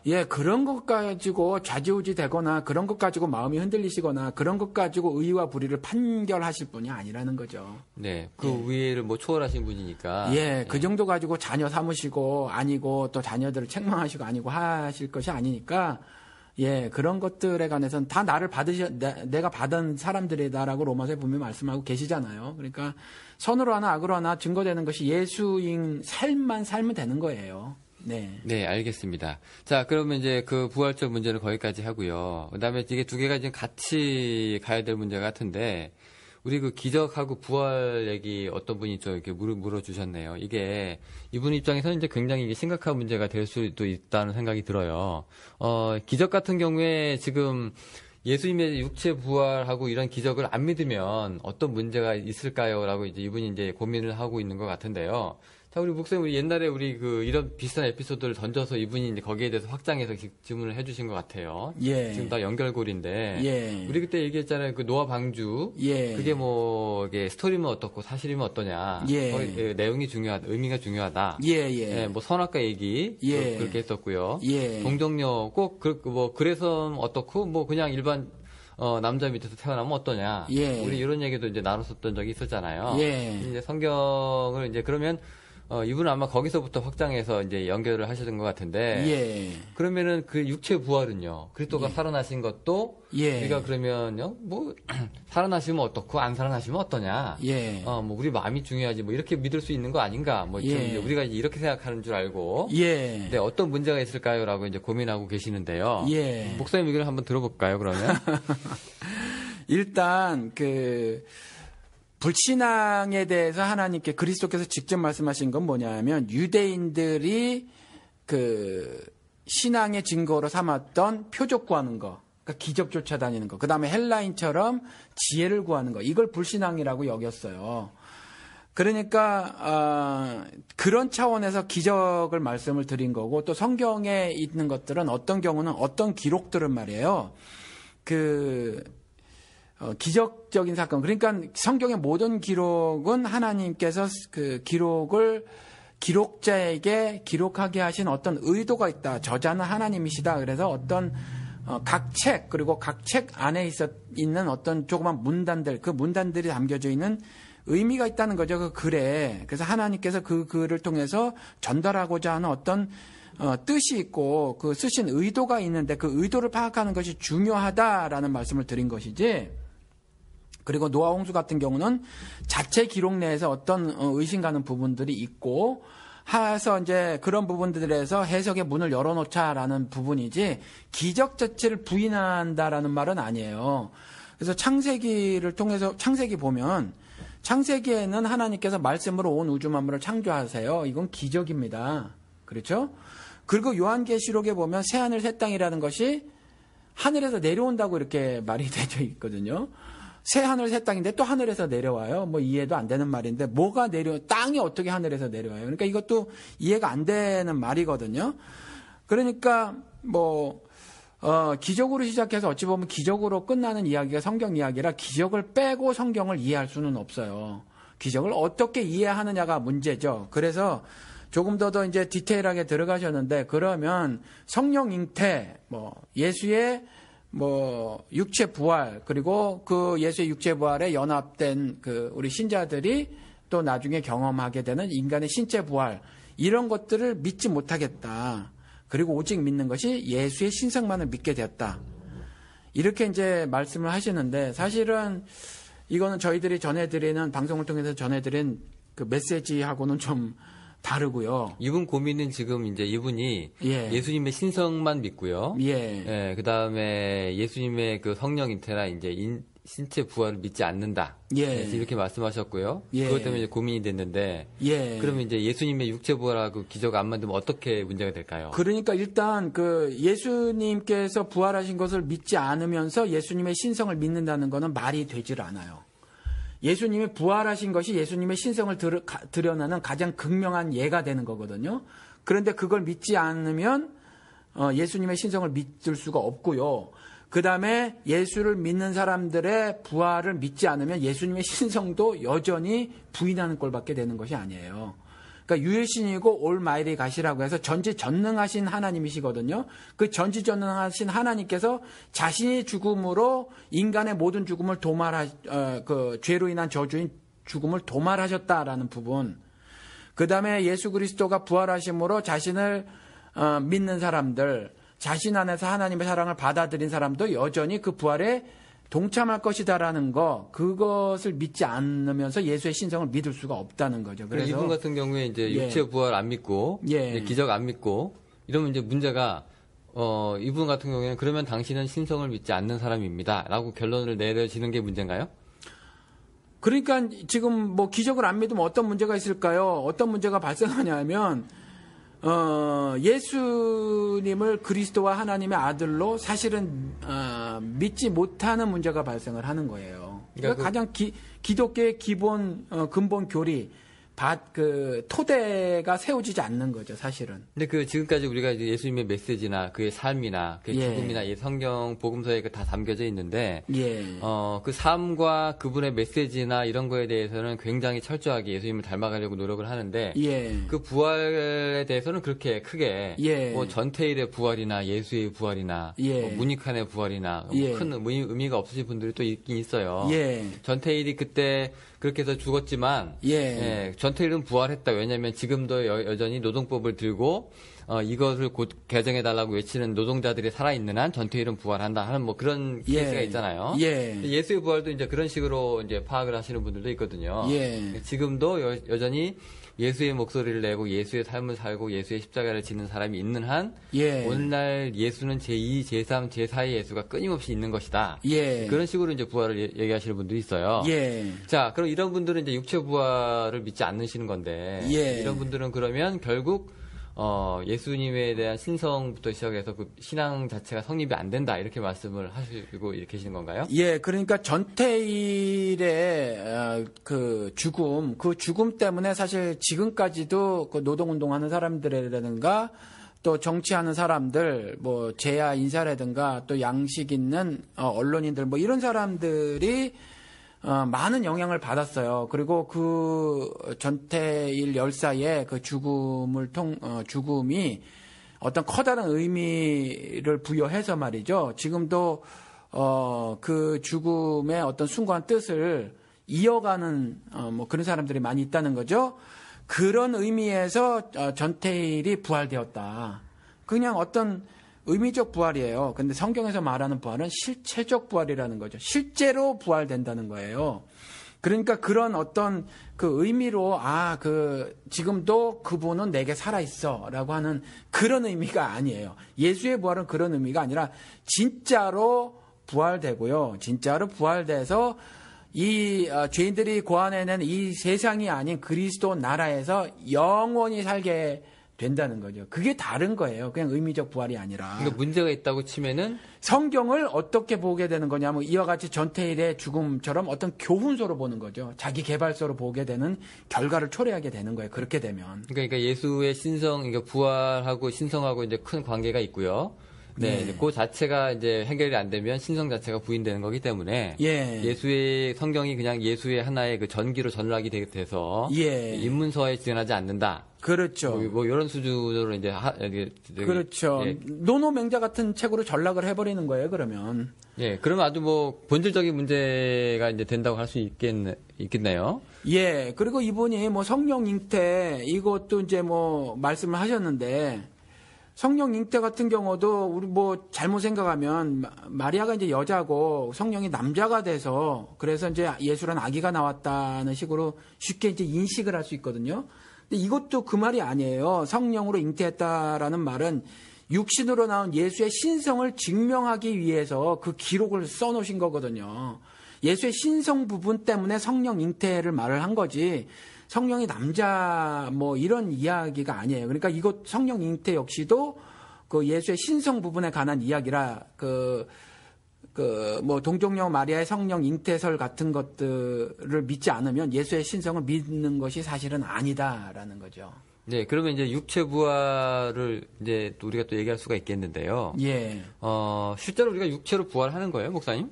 그렇죠. 육체로 부활을 하는데 우리가 부활된 육체에 대해서 사실은 정확하게 성경에서 기록을 해놓고 있지 않아요. 근데 우리가 힌트를 얻을 수 있는 건 어디냐면 누가복음에 가서 보면 그리스도께서 그렇게 말씀하시거든요. 부활하시고 나서 사람들이 눈이 가려져서 뭐 보지도 못하고 뭐 이랬단 말이에요. 제자들도 제대로 알아보지도 못하고 그랬을 때 이제 한번 또 눈이 벗겨지고 그랬을 때 예수님께서 뭐라고 말하냐면 내 손과 발을 보고 나인 줄을 알라 이렇게 말을 하고 또 나를 만져보라. 영은 살과 뼈가 없지만 나는 너희가 보는 것처럼 뼈와 살이 있느니라 이렇게 말씀을 하세요. 이것으로 보면 부활은 이렇게 부활되는 것 같아요. 이렇게 부활되는 것 같은데 또 그리스도께서 사도행전에 보면은 뭐 땅끝까지 이르러 내 증인이 되리라 자동적으로 되는 거죠. 내 증인이 되리라 하는 말씀을 마치시고 사람들이 보는 가운데 하늘로 올라가신다라는 기록이 있어요. 그런데 여기까지만 봐서는 일단 이 지구상에 머물러 있었을 때의 모습이 천국에서 그대로 모습인가는 우리가 확실히 단정 질 수는 없어요. 이것만 가지고. 그런데 일단 그 부활의 첫 모습은 이렇게 손과 발을 봐라. 손과 발이 있을 것이고 또 살과 뼈를 만져봐라. 이거 봐라. 그러니까 보아라. 그리고 만져봐라. 그랬으니까 아마 부활은 이런 모습인 것 같아요. 몸이 다시 사는 것. 성경의 그 복음서 보면은요. 그 도마가 믿지 못한다고 했을 때 예수께서 이제 내 그 못 잡힌 자리에 손가락을 넣어보고 옆구리에 창자국에 네 손을 한번 넣어봐라. 그리고 나를 믿어라. 라고 하신 걸 보니까 그 당시 상처 입은 그대로 모습으로 부활하신 것 같은 새 몸이 아니라 네, 그런 뉘앙스도 좀 있어요. 네, 그런 의미에서 보면은 그냥 생전의 모습으로 다시 돌아간 뭐 그런 부활일 수 있겠네요. 만약에 그게 옳다면.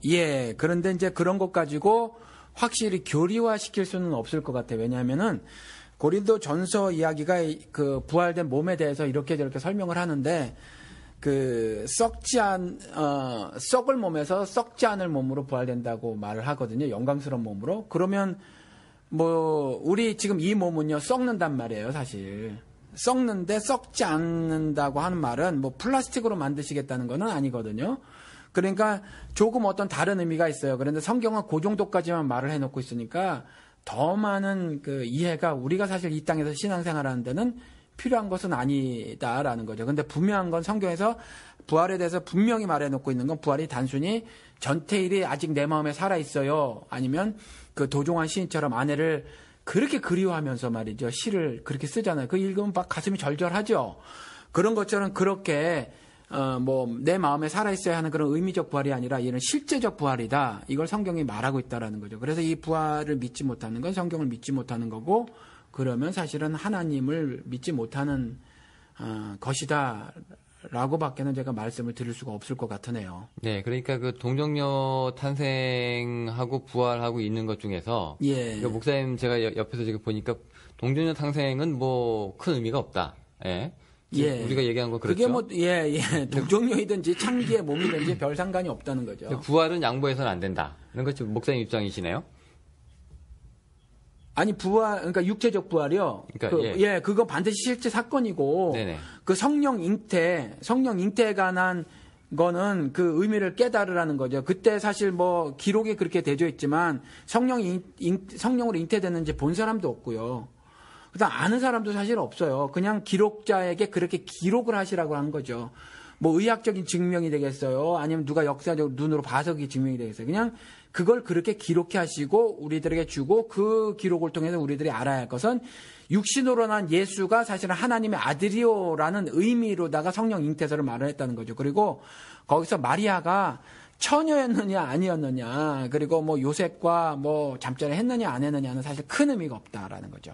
네, 알겠습니다. 그러면 이제 기적 문제로 조금 더 들어가서요. 이제 우리 어떤 분 천지창조 또 3월에 또 질문을 던지신 분이 한 분 계셔가지고 저희가 짚고 넘어가야 될 것 같은데요. 이분 지금 머릿속에 좀 많이 의문이 드시는데, 특히 천지창조가 잘 믿기지 않는다. 또 하나님이 어떻게 생겨나셨나 하는 의문이 든다. 근데 이렇게 천지창조가 이제 확실히 자기가 믿어지지 않는 상태로 교회에 다니는 게 의미가 있는지 잘 모르겠다. 이렇게 지금 간단하게 자기 상황을 정리를 해주셨거든요. 근데 그런 분들 많지 않나요? 옛날에 제가 이 얘기 한번 했을지 모르겠는데, 지금은 이제 문 닫았지만 그 서세원 목사, 지금 이제 지지난주에 뭐 여기 강남교회 문을 닫았다고 하는데, 옛날에 개그맨이었을 때 자기가 여기 한번 간증하러 다닌 적이 있는데 한번 본 적이 있거든요. 하는 얘기가, 자기는 교회는 다니지만 한 번씩 공룡뼈나 공룡을 생각해 보면 하나님이 있는지 없는지 자기도 가끔 헷갈릴 때가 있다. 뭐 이렇게 이제 옛날에 개그맨일 때 얘기하고 다닌 적이 있었어요. 네, 그런데 이제 이분도 좀 비슷한 것 같아요. 맥락이. 하나님의 천지창조가 내가 솔직히 완전히 믿어지지는 않는다. 그러니까 우리가, 목사님은 지금 창세기 1장 1절이 목사님 신앙의 어떻게 보면 시작점이자, 또 그게 또 베이스예요. 그걸로 목사님은 어느 정도 다 해결을 보시는 거잖아요. 신앙에. 그걸로 이제 믿음 고백이시기도 하고, 그걸로 하나님의 주권을 인정하시기도 하고요. 또 제 신앙의 근간이기도 하고. 그게 이제 목사님의 시작점인데, 이분은 그 시작점에서부터 걸리는 거죠. 그렇죠. 이게 아마 모든 분들에게 다 걸리는 문제가 아닌가 싶어요. 자, 그럼 의미가 있냐 물어보는데요. 일단 의미는 있죠. 왜냐하면 성경은 믿음은 들음에서 난다고 했으니까, 옛날에는 중동 지방에는, 이스라엘은 특히 그 오럴 컬처라고 이렇게 기록하는 것보다 말로 전했으니까 성경을 입에서 입으로 전했거든요. 그래서 이제 들음이라고 말했지만 하나님 말씀을 계속 듣고 읽는 거죠. 그러니까 믿음이라는 것은 그렇게 해서 발생이 되어지는 거니까 교회를 다니는 것은 여전히 의미가 있습니다. 네, 교회 다니는 거. 근데 천지창조 믿지 않고 교회를 다녀도 믿지 않죠. 그런데 사실요, 말을 하지 않지만 교회를 다니는 지 얼마 되지 않고 그것에 대해서 충분한 이해가 되지 않으며, 그 다음에 믿음이 아직 확고하게 자리를 잡지 않은 사람들은 말씀만 안 하실 뿐이지 이 천지창조에 대해서 의심들을 하고 있죠. 사실은 실제로 교회를 다니면서도. 그러면 그거를 이제 목사님을 통해서 해결을 봐야 되나요? 아니면은 그게 보통 이제 양지화시키진 않잖아요. 나 교회 다니지만 나 솔직히 천지창조 다 믿어지지 않으니 누가 나 좀 이 문제 좀 해결해 주시오라고 얘기 안 하잖아요.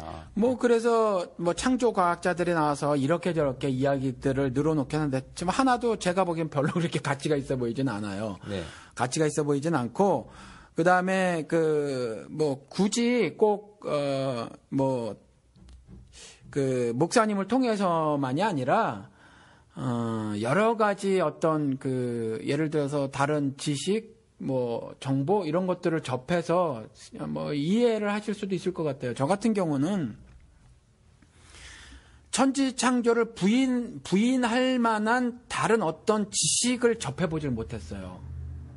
그러니까 예를 들어서 이제 뭐 진화론이라든가 예를 들어서 이론이 목사님을 설득하지 못한다는 얘기죠. 예를 들어서 물론 이 세상에 A와 B만 있는 것이 아니라 천지 창조냐 아니면 천지 창조가 아니냐 말고 제3의 어떤 이론들 생각들이 있을 수 있지만 현재 우리 지구상에 살고 있는 사람들에게 이 두 가지밖에 없으니까 하나님이 신을 창조를 하셨느냐 아니 하나님께서 신이 아니라 하나님께서 천지를 창조하셨느냐 아니면 그냥 저절로 이렇게 됐느냐 자연 스스로자 그럴련 저절로 그렇게 됐다는 거잖아요. 네이처도 그런 뜻이고 그런데 이 두 가지밖에 없는데 이 그 두 번째 생각이 하나님의 천지 창조를 부인하는 생각과 이론이 너무 형편없거나 조잡해요. 설명이 제대로 안 되져요. 그래서 천지 창조를 부정하지 못하더라라는 거죠. 근데 언제 어떤 분들은 이런 분들도 있어요. 교회도 안 다니시고, 그 다음에 뭐 별로 기독교적인 뭐 생각을 갖고 있는 분도 아닌데, 나이가 들어갈수록 사람이 약해지기도 하지만, 이 세상의 근본을 좀 찾고 할 때, 결국 이제 의학자나 과학자들이 손을 놓아버리는 부분이 분명히 있다는 거예요.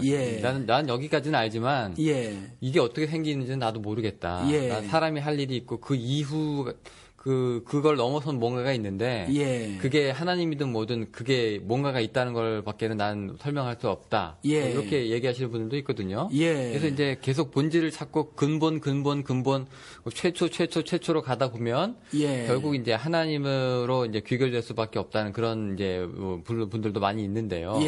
이분은 이제 그렇진 않고 천지 창조부터 걸려서 이제 교회를 다녀서 하나님 말씀이 위로는 되지만 자기는 이제 이성적으로 잘 이해는 안 되시는 거죠. 이런 분들은 어떻게 해야 되나요? 그러니까 뭐 어떻게 해야 되는지는 저는 잘 모르겠고요. 아무튼 이 위로라는 것이 이제 인간적인 위로인 것 같아요. 사실은 하늘 위로가 아니라 그래서 나의 죄 때문에 그 도무지 그 절망적인 내 미래에 관한 애통함 그리고 그 애통하는 자는 복이 있는 건데 그러한 의미로서가 아니라 그냥 뭐 살다 보니 어려운 일이 닥치면 어떤 뭐 따뜻한 위로 예를 들어서 우리나라는 불행 비교를 통해서 위로를 얻기도 하잖아요. 뭐 어떤 사람 뭐 사고를 당했는데 뭐 우리 아들은 더 큰 사고 당했으니 뭐 시간이 해결해줘 뭐 이렇게 하면서 위로해주는 불행 비교를 통해서 우리 위로해주고 하는 것들이 있거든요. 이와 같은 어떤 인간적인 위로 차원에서 아마 위로를 받았다라고 말을 하고 사실 기독교계가 현재 전해지는 복음이라고 하는 것들이 그런 저차원적인 뭐 심리학이 지배해버린 뭐 그런 거라든가 뭐 도덕적 업그레이드를 뭐 말을 한다거나 자기 개발서 수준에 뭐 이런 거에 머무르는 것들이 많이 있어서 그런 것들을 통해서 인간적인 위로를 받지만 사실은 그런 것들은 신이 필요 없고 성경이 사실 따로 필요 없고요. 세상에 이미 쏟아져 나온 많은 것들을 가지고도 충분히 위로를 받을 수 있거든요. 근데 성경은 그런 이야기가 결코 아니라는 거죠.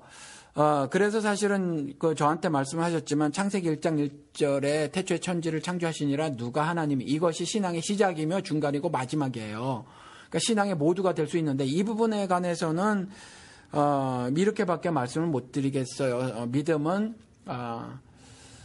들음에서 발생이 되진다라는 거죠. 그리고 또 이와 같은 이해는 성경에 관한 이해는요. 성경에 분명히 기록을 해놓고 있는 것이 믿음으로 이해가 된다고 말을 해놓고 있거든요. 그래서 이거는 뭐 듣기에 따라서 왜 이렇게 말이 안 되는 소리를 하는가라고 말씀하실지 모르겠지만 그렇게밖에는 이해가 안 되져요. 그래서 뭐 유전자 지도 만드신 분, 그 이름 생각이 안 나는데 그분이 그렇게 말씀하셨어요. 그분 책을 읽은 적이 있는데 과학이라는 거 그거 하나님이 만들어 놓으신 세계를 조금씩 알아가는 과정을 과학이라고 한다 이렇게 말을 했거든요. 그래서 과학이요 사실은 뭐 알게도 모르게도 그 육체의 한계를 가지고 있는 우리들에게 그릇된 정보를 준 것이 많이 있다는 거죠. 그래서 그것들 때문에 아마 천지 창조가 믿어지지 않는 것 같은데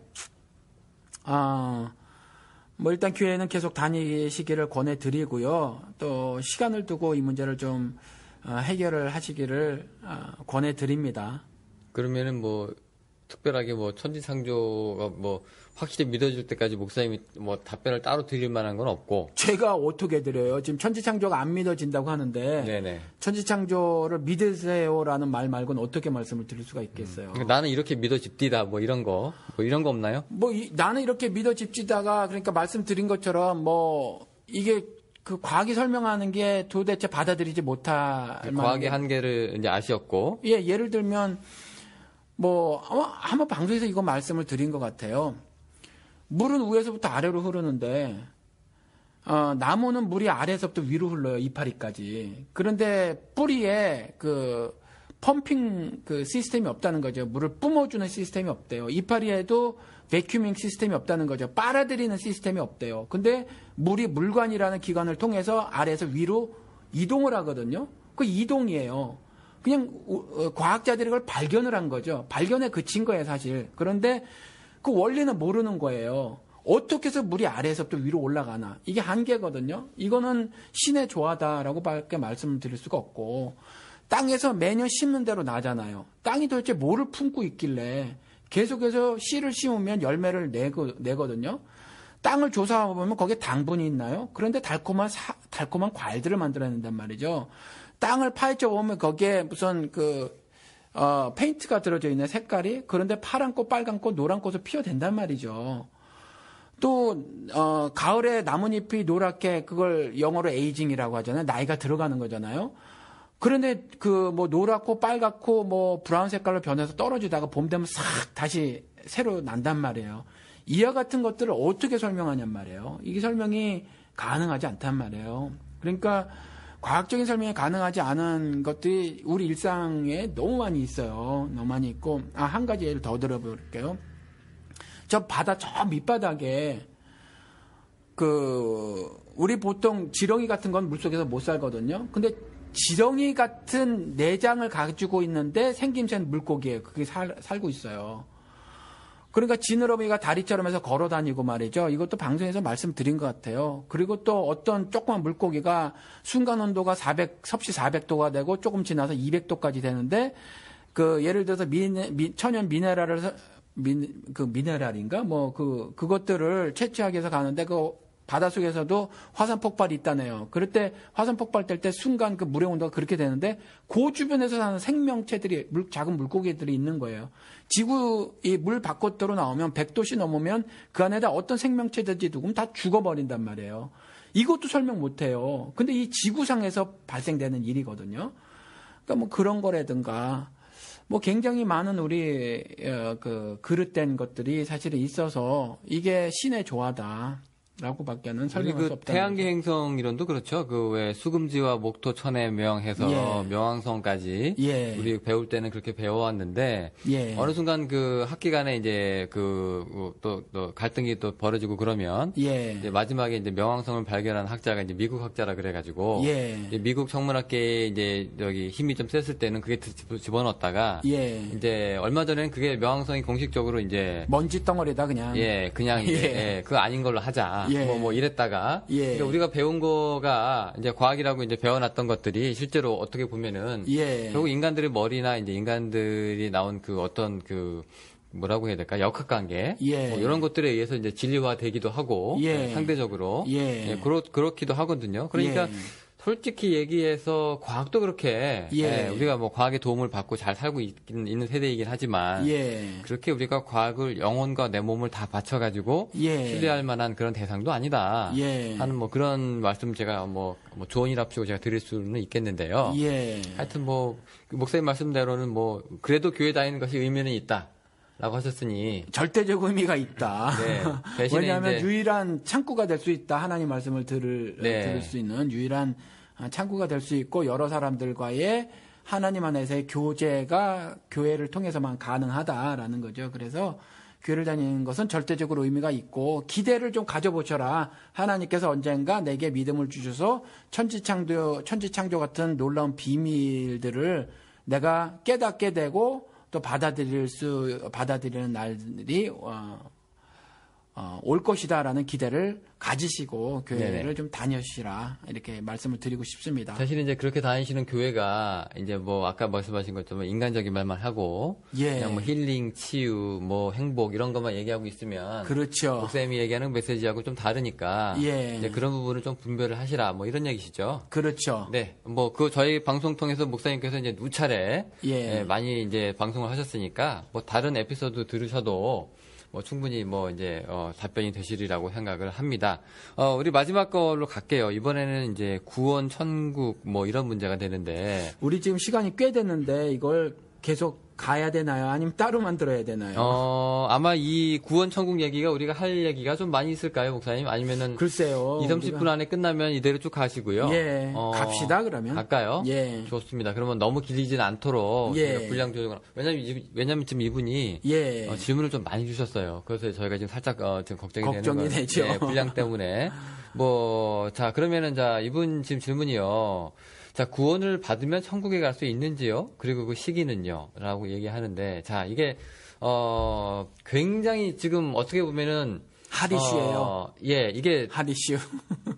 사람들이 보통 생각할 때, 여러분 예수 믿고 구원받으세요라고 하는 거는, 예. 그 말 자체에 이미 천국 문제까지 해결된, 예. 보장된 티켓이 있는 건데, 지금 이분은 지금 구원 따로 천국 따로의 문제를 제시하고 계신다는 얘기예요. 예. 좋아, 구원을 받아. 예. 천국엔 못 가. 예. 이럴 수도 있다는 얘기가 되는 거예요. 지금 이분 그렇죠. 질문은. 그러면 언제 가느냐? 예. 죽자마자 가냐? 예. 아니면 뭐 죽은 다음에 좀 있다가 기다렸다 가냐? 예. 뭐 영혼 수면설 같은 거죠. 예. 자, 이 부분 하나씩 한번 짚어볼까요, 목사님? 구원을 받았는데 천국 문제가 또 나와 있어요. 예. 네, 이게 가능한 건가요? 아니면 그 구원이랑 천국이랑 원래 패키지로 엮여지는 건가요? 이게? 그게 참 설명드리기가 저도 잘 모르겠어요. 네. 자, 이렇게 목사님 말씀하시는 건 잘 없는데. 자, 그럼 아는 데까지 한번 얘기를 한번 해볼까요? 예, 그러니까, 천국에 대해서, 천국을 저는 이렇게는 이제 강조를 해서 말씀을 드렸었죠. 천국을 단순히 physical place, 물리적 장소로 이해하는 건 좀 문제가 있다라고 말씀을 드렸죠. 왜냐하면 그리스도 말씀대로 보면은 천국은 가는 거예요. 아버지 나라에 가는 거. 그리고 그곳에는 거할 곳이 많도다. 그래서 그런 인식이 들어요. 그런데 계시록을 보면 또 새하늘 새 땅이라고 하는 거. 그리고 거룩한 도성, 거룩한 도시, 거룩한 나라죠. 거룩한 도성이라고 하는 새 예루살렘이 또 하늘에서부터 임한다고 또 말씀을 하신단 말이죠. 성경에서 그 충돌되는 거예요. 그러니까 물리적 장소라면 거기에 그냥 있는 거거든요. 그렇죠? 거기에 있어서 내가 가는 건데 또 한쪽 기사에서는 그것이 몽창 이렇게 움직여서 뭐 우리한테 오는 것처럼 이렇게 말씀을 하시고 계셔서 이 천국에 대해서는 사실은 그 성경을 통해서는 그 물리적 장소냐에 대해서는 우리가 확실하게는 말을 못 한다는 거죠. 그래서 저는 그냥 뭉뚱그려서 그 예정론도 한 발 뒤로 물러나서 그 정도만 이해하자. 칼빈도 깊이 들어갔다가 스스로 그 발목에 묶였다라고 말씀을 드렸잖아요. 이와 같이 천국도요 한 발 물러나서 이해를 하고 신앙생활을 해도 하나도 부족하지 않은 것이 구원은 안식이에요. 안식은 영생이에요. 영생은 바로 천국 삶이에요. 다 동일한 거예요.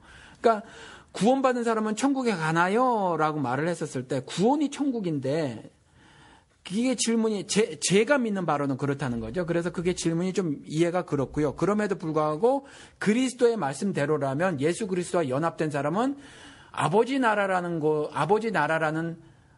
데로 가게 되고 거기는 거할 장소가 많다고 말씀을 하셨으니까 또 어떤 물리적 장소는 아니더라도 분명히 우리의 상상을 초월하는 어떤 그 뭐 시간과 공간을 초월한 그렇지만 어떤 장소 개념이 아닌 장소 개념일 수 있는 그러니까 우리는 지금 3차원밖에 이해를 못 하잖아요. 그런데 저를 가르치셨던 분 중에서 물리학자가 계셨는데 뭐 신학도 공부해서 신학교에서도 티칭하셨는데 원래 미국의 유명한 대학교에서 물리학을 가르치시는 분인데 7차원 얘기를 하세요. 천국은 7차원이다. 뭐 그러니까 7차원이 어떤 차원인지 잘 모르겠어요. 모르지만 아무튼 그분의 이해로는 뭐 7차원 개념으로서의 어떤 장소를 말하고 계시는 거예요.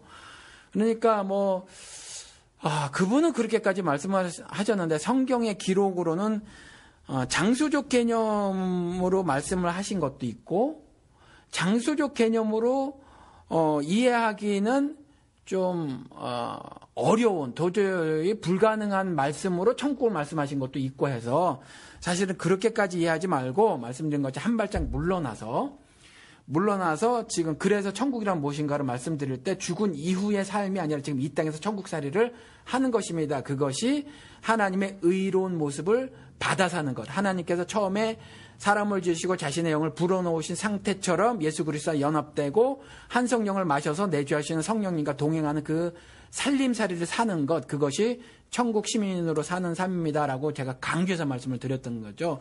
여기까지만 이해를 하고 사셔도 신앙생활에 전혀 문제가 발생하지 않는다는 거죠.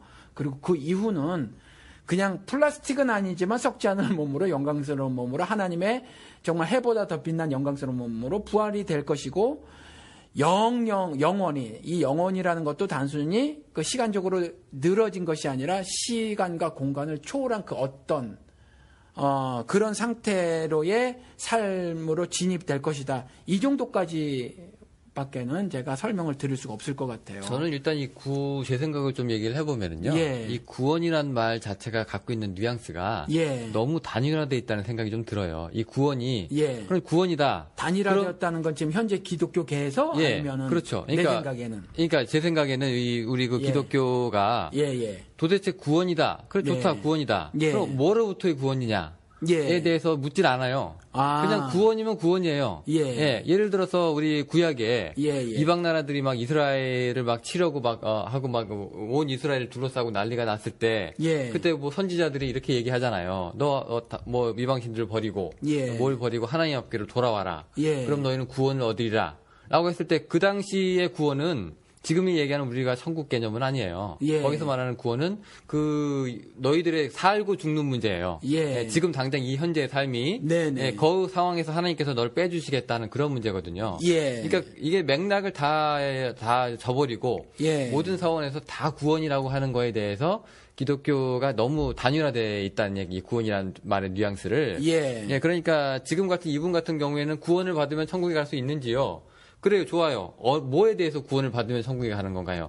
영적인 문제에 대해서 내가 죄 때문에 문제가 있었는데 거기에 대해서 구원을 받으면 천국에 가는 건가요? 그러면 저는 그렇게 갈 수 있다고 생각을 해요. 그런데 예를 들어서 그게 아니라 또 다른 문제가 있을 수 있잖아요. 무엇으로부터 제가 도망 나오는 거니까. 그러니까 여기서 말하는 이분의 질문은 그러니까 영적인 문제에 대한 해결을 얘기하시는 건데, 영적인 문제가 어떻게 그 사람이 이제 하나님을 믿느냐 안 믿느냐, 예수 그리스도를 영접하느냐 안 하느냐, 뭐 죄의 문제가 해결되었느냐 안 했느냐의 문제를 가지고 우리가 천국을 얘기한다면 그런 의미에서의 구원은 맞다고 생각을 해요. 여기서.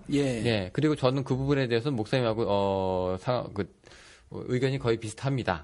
그런데 이제 우리가 얘기하기 전에 먼저 자, 구원이 뭐냐? 뭐로부터의 구원이냐에 대해서 좀 다원화돼서 얘기를 하고 넘어가야 될 필요가 있지 않나라는 생각을 하고 있거든요. 구약에서 얘기하는 구원이랑 신약에서 얘기하는 구원이랑 똑같다고 우리가 꼭 반드시 단어가 같다고 해서 그 의미가 같다고 생각하기는 좀 애매하지 않나라는 생각이 좀 들거든요. 사실은. 그리고 이 사람들이 이분이 또 물어보기에는 그 시기는 언제냐? 천국에 가냐? 오케이. 그러면 그 시기는 언제냐? 우리가 죽으면 가나요? 아니면 좀 이따 가나요? 아니면 아직 죽지는 않았지만 미리 가 있는 건가요? 뭐 이렇게도 얘기할 수도 있잖아요. 자, 목사님은 그러면은 우리가 솔직히 이거에 대해서 알 수 있는 사람이 있을까요? 저는 글쎄요. 그래서 이론이라는 것들이 존재하고 텍스트를 가지고 생각을 전개해 보는 거죠. 근데 일단 이 부분은 우리가 그 육신을 입고 있고 말씀드린 것처럼 삼차원적인 존재라서 그 범위 내에서 육체적 한계 범위 내에서 인식하는 거라서 그래요. 그래서 저는요 일단 그 중간 단계는 없다고 믿어요. 연옥이라는 거 그리고 천국 가기 전에 뭐 낙원이라는 것이 있어서 잠시 들린다. 이건 그냥 우리 삼차원적 생각이라는 거죠. 그래서 예수 그리스도가 아직 안 오셨으니까 그때에나 이제 완전하게 천국이라는 곳으로 우리가 들어가게 살 텐데 지금은 내가 지금 죽었단 말이에요. 지금 죽었으니까 그러면 그 사이는 어떻게 되는가 이건데 사실은 죽음은 기독교에서 뭐라고 말하냐면 영혼과 육신의 분리라고 말을 하거든요. 그러면 이제 그 영혼은 즉시로 죽으면서 육신에서 빠져나와서 시간과 공간의 제약을 받지 않아요. 그러니까 시간과 공간의 개념 안에 있는 존재가 아니라는 거죠. 그래서 중간에 우리가 지금 시간이 이렇게 늘어져 있는데 영혼도 어디 거할 것이 필요하지 이게 아니라는 거예요. 이게 아니라 이제 이미 그런 것들로부터 초월돼서 우리의 지금 이성적인 이해 속에서 그게 아니라는 거예요, 그게. 그러니까 우리가 이제 군대 생활로 치면은요. 이해가 되시겠어요? 네, 전 대충 이렇게 이해했는데 맞는 거 들어보세요, 목사님. 이게 이제 군대 생활을 하고 있어요. 말년 병장이에요. 죽을 날에 가까운 거죠. 그럼 사람들이 물어봐요. 자, 이제 제대하면 어떻게 됩니까? 제대하면은 이제 PX 가서 맛있는 거 먹고 매일매일 족구하고 공놀이하고 이제 행복한 피해서 짱 박히지 않아도 되고 뭐 그런 천국이 그런 겁니까? 근데 솔직히 군대 밖을 벗어나면 행복함도 없고 PX도 없고 그죠? 그리고 냉동만두도 없고 그다음에 뭐 족구할 필요도 없고 행복함도 없고 그런 데잖아요. 그러니까 우리가 군대의 용어를 가지고 군대 이후의 삶을 얘기하는 것은 큰 의미가 없어요. 저는 그렇게 생각하고 믿고 있거든요. 제가 목사님 얘기를 들으면서 그렇게 제가 생각을 하고 있는데 바르게 제가 파악을 하고 있는 건지. 아니에요. 왜냐하면 그렇게 되면 소망이라는 것이 사라지죠. 아니, 물론. 소망이라는 것이 사라져서. 제대하면 더 좋은 곳에 가는 건 알아요. 왜냐하면 이게 이 2년간의 길고 긴 힘든 생활을 드디어 마무리하고. 자, 이 말년 병장님은 좋은 곳에 가십니다. 거기까지는 알아요. 희망이 있어요. 소망이 생겨요. 그런데 그 이후의 삶이. 보시자고요. 아까 구원을 다양하게 접근해 보십시다. 설명해 보십시다 했을 때. 계시록에서는 이렇게 말을 하고 있거든요. 더 이상 사망이 없고, 눈물이 없고, 곡하는 것이나 애곡하는 것이 없다 그랬어요. 그러니까 그게. 제 말씀 들어보세요. 이번에 우리가 애들을 잃었단 말이에요. 그렇죠? 곡하는 일이 발생했어요. 애곡하는 일이 발생했어요. 인간은 어차피 이와 같이 모순된 삶을 살 수밖에 없어요. 아무리 애를 써도 아무리 사회 안전 장치들을 거액을 들여서 사서 모은다고 하더라도 이건 해결할 수가 없단 말이죠. 그러니까 이와 같이 인간이 겪을 수밖에 없는 모든 모순으로부터의 해결됨을 구체적으로 성경은 명시해 놓고 있단 말이에요.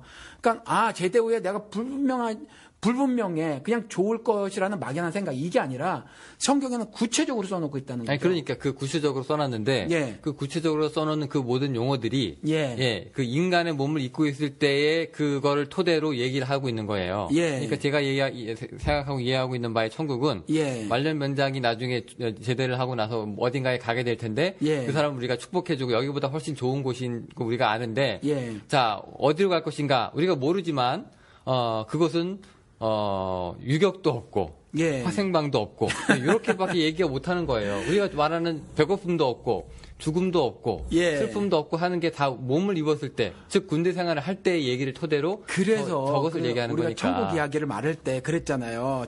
천국에 대해서 그리고 더더욱이나 지옥에 대해서 더 조금 충분한 설명이 안 되어 있다. 다만 성격에 관해서만 말을 해놓고 있다 그랬잖아요. 그러니까 이 지금 사망도 없고 눈물 흘리는 일도 없고 곡하는 것도 없고 애곡하는 것도 없다고 하는 성격적인 측면만을 말해놓고 있다는 거죠. 그래서 죽은 다음에 뭐 눈, 코, 입은 그대로 있나요? 아까 예수 그리스도 말씀을 들어보면 그런 것 같아요. 그런데 고린도전서 또 말씀을 들어보면 그렇지만 지금 우리 이 육신 요 그대로 요런 예를 들면 성분은 아니다.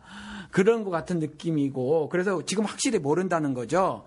그리고 또 죽은 다음에 조금 전에 말씀드린 것처럼 육신과 영혼의 분리니까 그 다음에 우리가 그냥 지금 어쩔 수 없이 육신 안에 육신이라는 걸 입고 사니까 3차원적인 사고밖에 못한단 말이에요. 사고밖에 못해서 그러면 당연히 아브라함이 죽었는데 아브라함이 지금 어디 있습니까? 라는 질문은 3차원적인 질문밖에 안 되는 육체의 한계를 가지고 하는 질문밖에 안 되는데 이렇게 얘기를 한다는 거죠. 저는 그래서 중간 단계가 없어요. 캐톨릭에서 말하는 것처럼 연옥도 없고 없어요. 낙원도 없어요. 죽으면서 육체를 벗어나면서 영혼은 천사와 같다고 말을 해놓고 있거든요.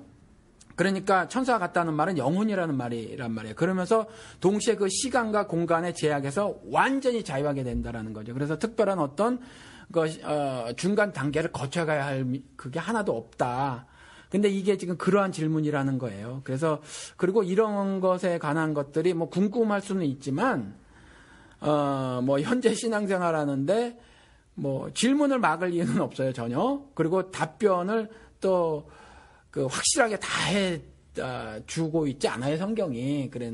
그 이야기는 뭐냐면 이런 것들에 대해서 궁금할 수는 있지만 이것을 확실히 모른다고 해서 신앙생활에 부족하거나 모자람이거나 그릇되게 그릇되게 된다라는 건 전혀 아니라는 거죠. 전혀 신앙생활에 문제가 없어요. 이런 것들에 대해서 확실히 모른다고 하더라도. 네, 뭐 성국에서 뭐 우리 형태는 어떤 건가요? 뭐 눈, 코, 피부가 있나요? 영이라면 뭐 육체가 없을 테고, 육체라면 악이냐, 노인이냐, 죽기 전, 뭐 이런 거에 대해서 그럼 이제 이분이 이렇게 구체적으로 자세하게 물으시고 있는데, 그리고 또 더 나아가서 이제 요한계시록의 천국 설명한 대로면 이제 금은보화까지 나왔는데, 그게 금은보화가 그렇게 많다면 희귀성이 떨어져서 금은보화가 아닐진데라는 이런 금은방적인 보석 그렇죠. 전문가적인 시장적인 그런 이런 아쉬움도 좀 표현을 해주시고요.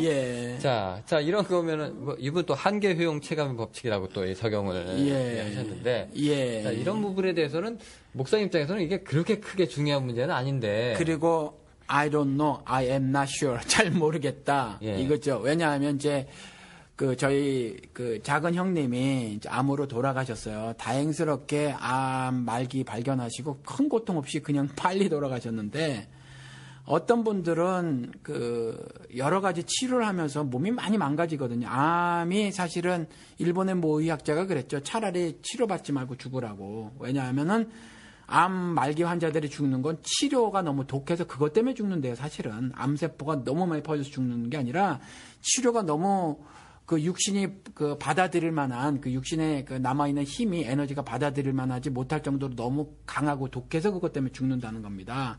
그래서 차라리 암 치료를 받지 말라고 하는데 말기인 사람들은 정말 머리도 다 빠지고 뭐 피부는 다 노화가 돼버리잖아요. 그 방사선 치료를 몇 번만 받아도 그렇게 되거든요. 할머니처럼 변해진단 말이죠.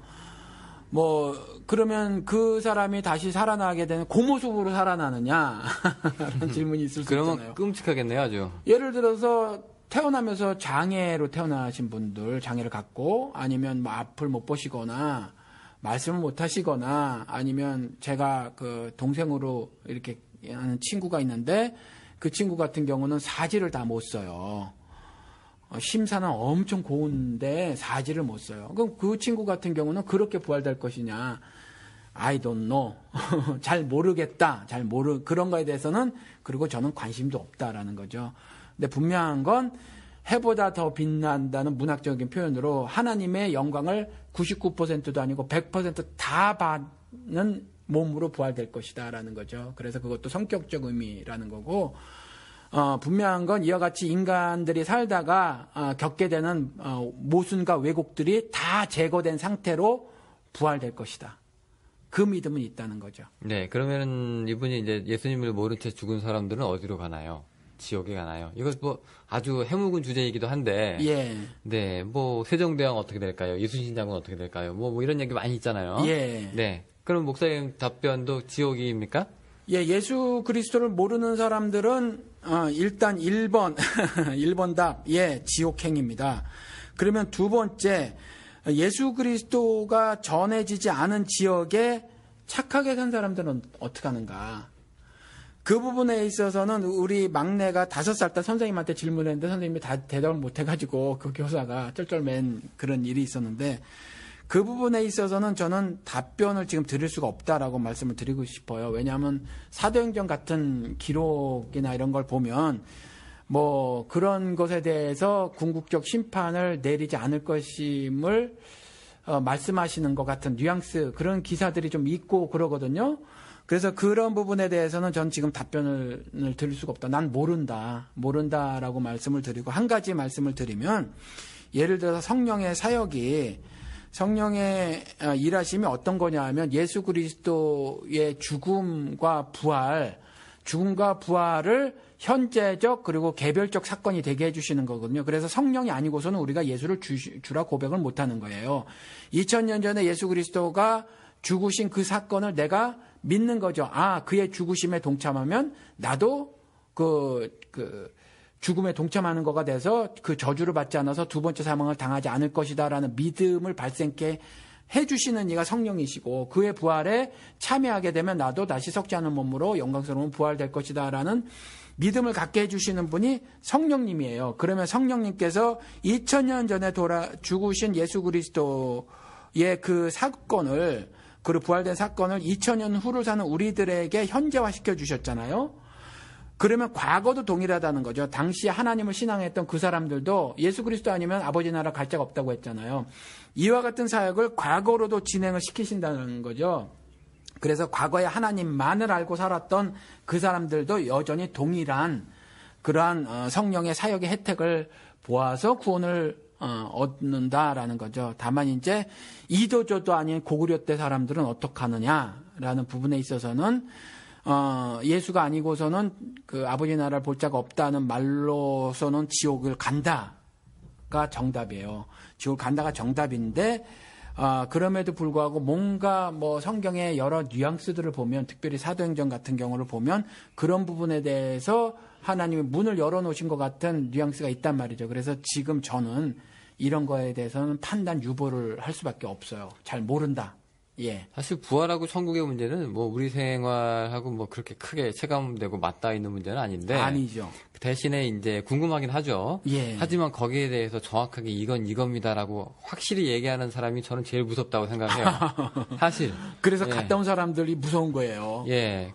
굉장히 무섭습니다. 예, 천국 갔다 오고 지옥 갔다 온 사람들 있잖아요. 지옥에서 온 사람이면 더 무섭고요. 예. 어쨌건. 예, 어떻게 거기서 살아 돌아올 수 있는지 모르겠지만. 예. 네, 하여튼 그렇습니다. 자, 조금 더 한두 가지만 질문하고 이제 끝나도록 할게요. 이 거듭난 상태하고 부활된 상태가 어떻게 다른지 또 질문 주셨거든요. 자, 내가 거듭났어요. 예. 예. 그런데 부활된 건 아니죠. 예. 예. 근데 이제 이분은 이제 그 부활된 상태랑 이제 어떻게 다른지를 좀 물어보셨거든요. 일단 근데 예. 부활된 상태가 어떤지 알아야 이제 거듭난 상태하고 비교가 좀 될 텐데. 예. 부활된 상태라고 하면 우리가 이제 몸의 부활을 죽음 예. 이후에 예. 다시 살아서 이제 몸의 부활을 이제 말씀하시고 계신 걸 텐데. 예. 지금 거듭난 상태하고 부활된 상태하고는 어떻게 다른지요라고 질문을 주셨어요. 그러니까 거듭났다고 하는 거는 일단 심리적 변화예요. 심리적 변화. 단순 심리적 변화. 예, 거듭난 건 심리적 변화예요. 심리적 변화. 그러니까 믿음이 발생된 거죠. 그리고 조금 더 확실한 건 뭐냐면 심리적 변화만을 가지고는 거듭났다고 말씀을 드릴 수 없어요. 그러니까 이런 거죠. 나는 예수 믿어요. 그러면서 삶은 개판으로 사는 사람 있죠. 유대인들처럼. 그렇죠? 그리고 엉뚱한 기도하고 있는 사람들, 전혀 하나님과 무관한 기도하는 사람들. 뭐 유대인까지 갑니까? 우리 교회에서도. 뭐 그저 비나이다 천지신명께 비나이다, 예배를 드리지 않고 치성 드리거나 기도 한 방으로 소원성취 만사 형통 바라는 사람들, 뭐 이런 사람들, 이런 사람들은 아무리 예수를 믿었다고 하면서 심리적 변화를, 나 예전에 예수를 영접했어요라고 하는 심리적 변화가 있다라고 하더라도 실질적인 삶이 뒤따르지 않는, 행함이 뒤따르지 않는 사람들은 거듭난 게 사실은 아니에요. 그래서 1차적으로는 심리적 변화고 2차적으로는 심리적 변화에 따른 행함이 뒤따르는 삶이 이게 거듭남이에요. 그럼 이제 부활된 상태랑 비교를 해봤을 때, 예. 부활된 사람일 경우에는 이제 거듭난 것을 해결하고 나서 예. 그 이후에 죽음을 극복하고 이제 부활한 사람을 얘기하는 거잖아요. 예, 거듭난 사람은 이제 부활이 약속된 거죠, 사실은. 그리고 이 거듭남은 부활을 막배기로 보여주는 거예요. 예를 들어서 노아 홍수 사건이 최종적 심판을 보여주는 것이듯이 그 육신의 죽음이 궁극적 심판은 아니거든요. 두 번째 사망 이야기는 아니에요. 홍수 심판 받은 사람 중에서 구원받을 자도 저는 있을 거라고 생각이 들어요. 그런데 뭐 이건 또 뭐 소지가 있겠지만 따지고 들면, 그런데 아무튼 이제 그렇다는 거죠. 뭐 이거 똑같아요. 그 가나안 땅에 들어가지 못한 사람들 전부 죽었는가? 뭐 아시지만 두 지파 반은 요단강 동편 가나안 땅에 안 들어가고 거기 하나님이 그 유업으로 주셨거든요. 그러니까 가나안 땅에 못 들어갔다 해서 전부 지옥 갔다. 이거는 아니에요. 그냥 의미를 잘 아셔야 돼. 그 스토리에 그런 것처럼 그 거듭남 사람들은 반드시 부활이 되죠. 반드시 부활이 되지는 건데 그 부활을 지금 거듭남으로 맛을 보는 거예요. 맛을 볼 수가 있어요. 그럼 이게 그러니까 체험판이고 예. 저거는 이제 실제판이고 뭐 그런 겁니까? 이것도 실제판이에요. 거듭남도 실제판인데 실제로 삶이 변하는, 천국살이가 말씀드린 것처럼 죽은 다음에가 아니라니까요. 이 땅에서도 이제 예수 그리스도와 연합돼서 땡겨서 오는데 예. 예, 그 천국의 삶을 땡겨서 오는데 예. 근데 완전히 그걸 맛보지 그렇죠. 못하니까 예, 그러니까 그 100% 구현된 건 아니에요. 그러니까 이 거듭남은 부활이 100% 구현된 건 아니지만 성격적으로 그것을 충분히 이해할 수 있을 정도의 실체적 경험을 하는 거죠, 이 거듭남은. 그러면 이제 완전판은 아니지만 예. 그래도 미리 우리가 육체를 갖고 있을 때 경험할 수 있는 최대한은 거듭난 거고, 예. 그 이후에 이제 죽음의 문제가 해결된 이후에 최종판은 이제 부활인데, 예. 이것이 이제 목사님 말씀으로 결론을 내리면 거듭난 상태가 결국 부활 상태하고 연결이 되는 그런 인과관계가 좀 있는 거네요. 그 인과관계보다 그냥 거듭난 사람이 부활을 하니까. 예, 거듭난 사람이 부활을 하는 거예요. 그래서 성도 같은 경우는 육신을 입고 있어서 말씀을 드렸잖아요. 이중성이 있다고. 이미 거룩하지만 아직 안 거룩해요.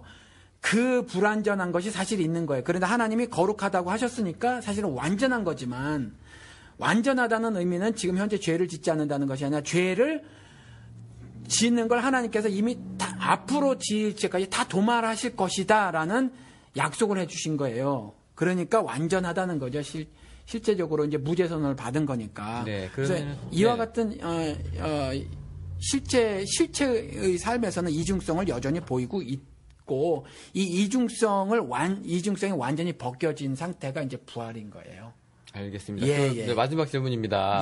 설명 잘 들으면 구원받은 상태는 결국 천국에 있는 상태하고 동일시 연결되는 것 같다. 그런가요? 자, 이렇게 얘기했습니다. 그러니까 구원받은 상태하고 천국에 있는 상태하고 동일한 것이냐? 이게 어떻게 보면 지금 이제 거듭난 상태랑 부활된 상태라고 연결돼. 같은 질문이죠. 뭐 같은 질문은 다르다고 할지라도 답은 뭐 같을 수밖에 없을 것 같습니다. 네, 뭐 단어가 좀 바뀌긴 했지만. 네. 근데 이 마지막 질문에 고통을 겪을 때는 구원받지 못한 상태가 되는 건가요? 이 질문은 아마 제 설명이 우리 천국 이야기할 때 설명이 이 땅에서 사는 삶이 천국살입니다.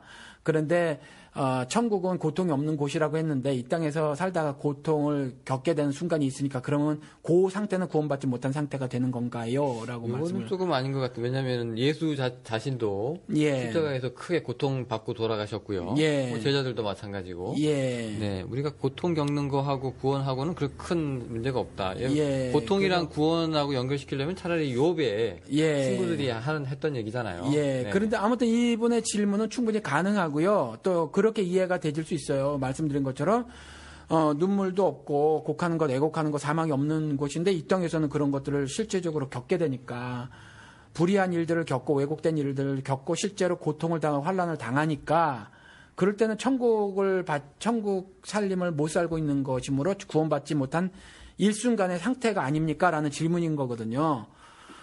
그러니까 이것도 이렇게밖에 는 설명이 안 돼요. 이중성의 문제라는 거죠. 현재 육신을 입고 있어서 결국 하나님께서 법적으로 의롭다 선언을 해주셨지만 육신을 입고 있는 동안은 죄에 노출이 되면 여전히 죄가 주는 낙 때문에 홀랑홀랑 집어먹는 우리가 연약함을 가지고 있는 자라는 거예요. 그렇기 때문에 이와 같은 일들이 지구에 사는 동안에는 계속해서 벌어지는 거고 내가 그런 것들을 경험할 수밖에 없는 삶을 사는 거지만 이 구원의 부분은 전적으로 하나님의 전적 주권에 관한 부분이라 하나님이 해주셨다 한 거라면 그냥 구원을 받은 거라는 거죠.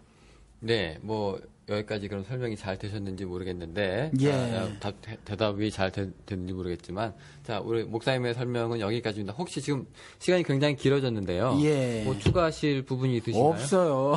아는 것도 이거밖에 없고 이거 사실 천국 이야기나 그밖에 다른 에피소드를 진행해 나가면서 거의 말씀을 드렸던 이야기들 같아요. 그런데 저도 이러한 것들을 그 삶을 통해서 반영이 되지기까지는 굉장히 오랜 시간이 걸리고 많은 고민들이 있어서 어찌 보면 성경은 한 가지 주제의 이야기인데 굉장히 두껍잖아요. 그런 것처럼 이런 질문들, 비슷한 질문들과 비슷한 대답들 또 다만 이제 겪게 되는 상황들, 이해들이 조금씩 다른 것에 대해서 지속적인 대화들이 아마 필요하지 않을까 싶고요.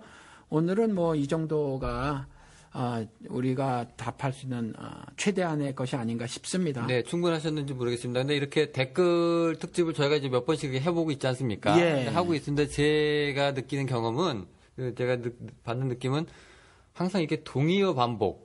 내지는 같은 말을 좀 다르게 표현하는 방법. 우리가 새로운 얘기를 또 하지는 않아요. 그런데 이제 이렇게 질문이 던지면 이게 우리가 했던 얘기를 한 번 더 한다거나 조금 다르게 푼다거나 하는 이런 수준이에요. 그래서 아마 우리가 앞으로 이렇게 방송 에피소드를 이끌어 갈 때 이렇게 바로 한 번에 이해 안 되셨던 분들은 댓글 다시기 전에 한두 번 더 이렇게 한번 들어보시고요.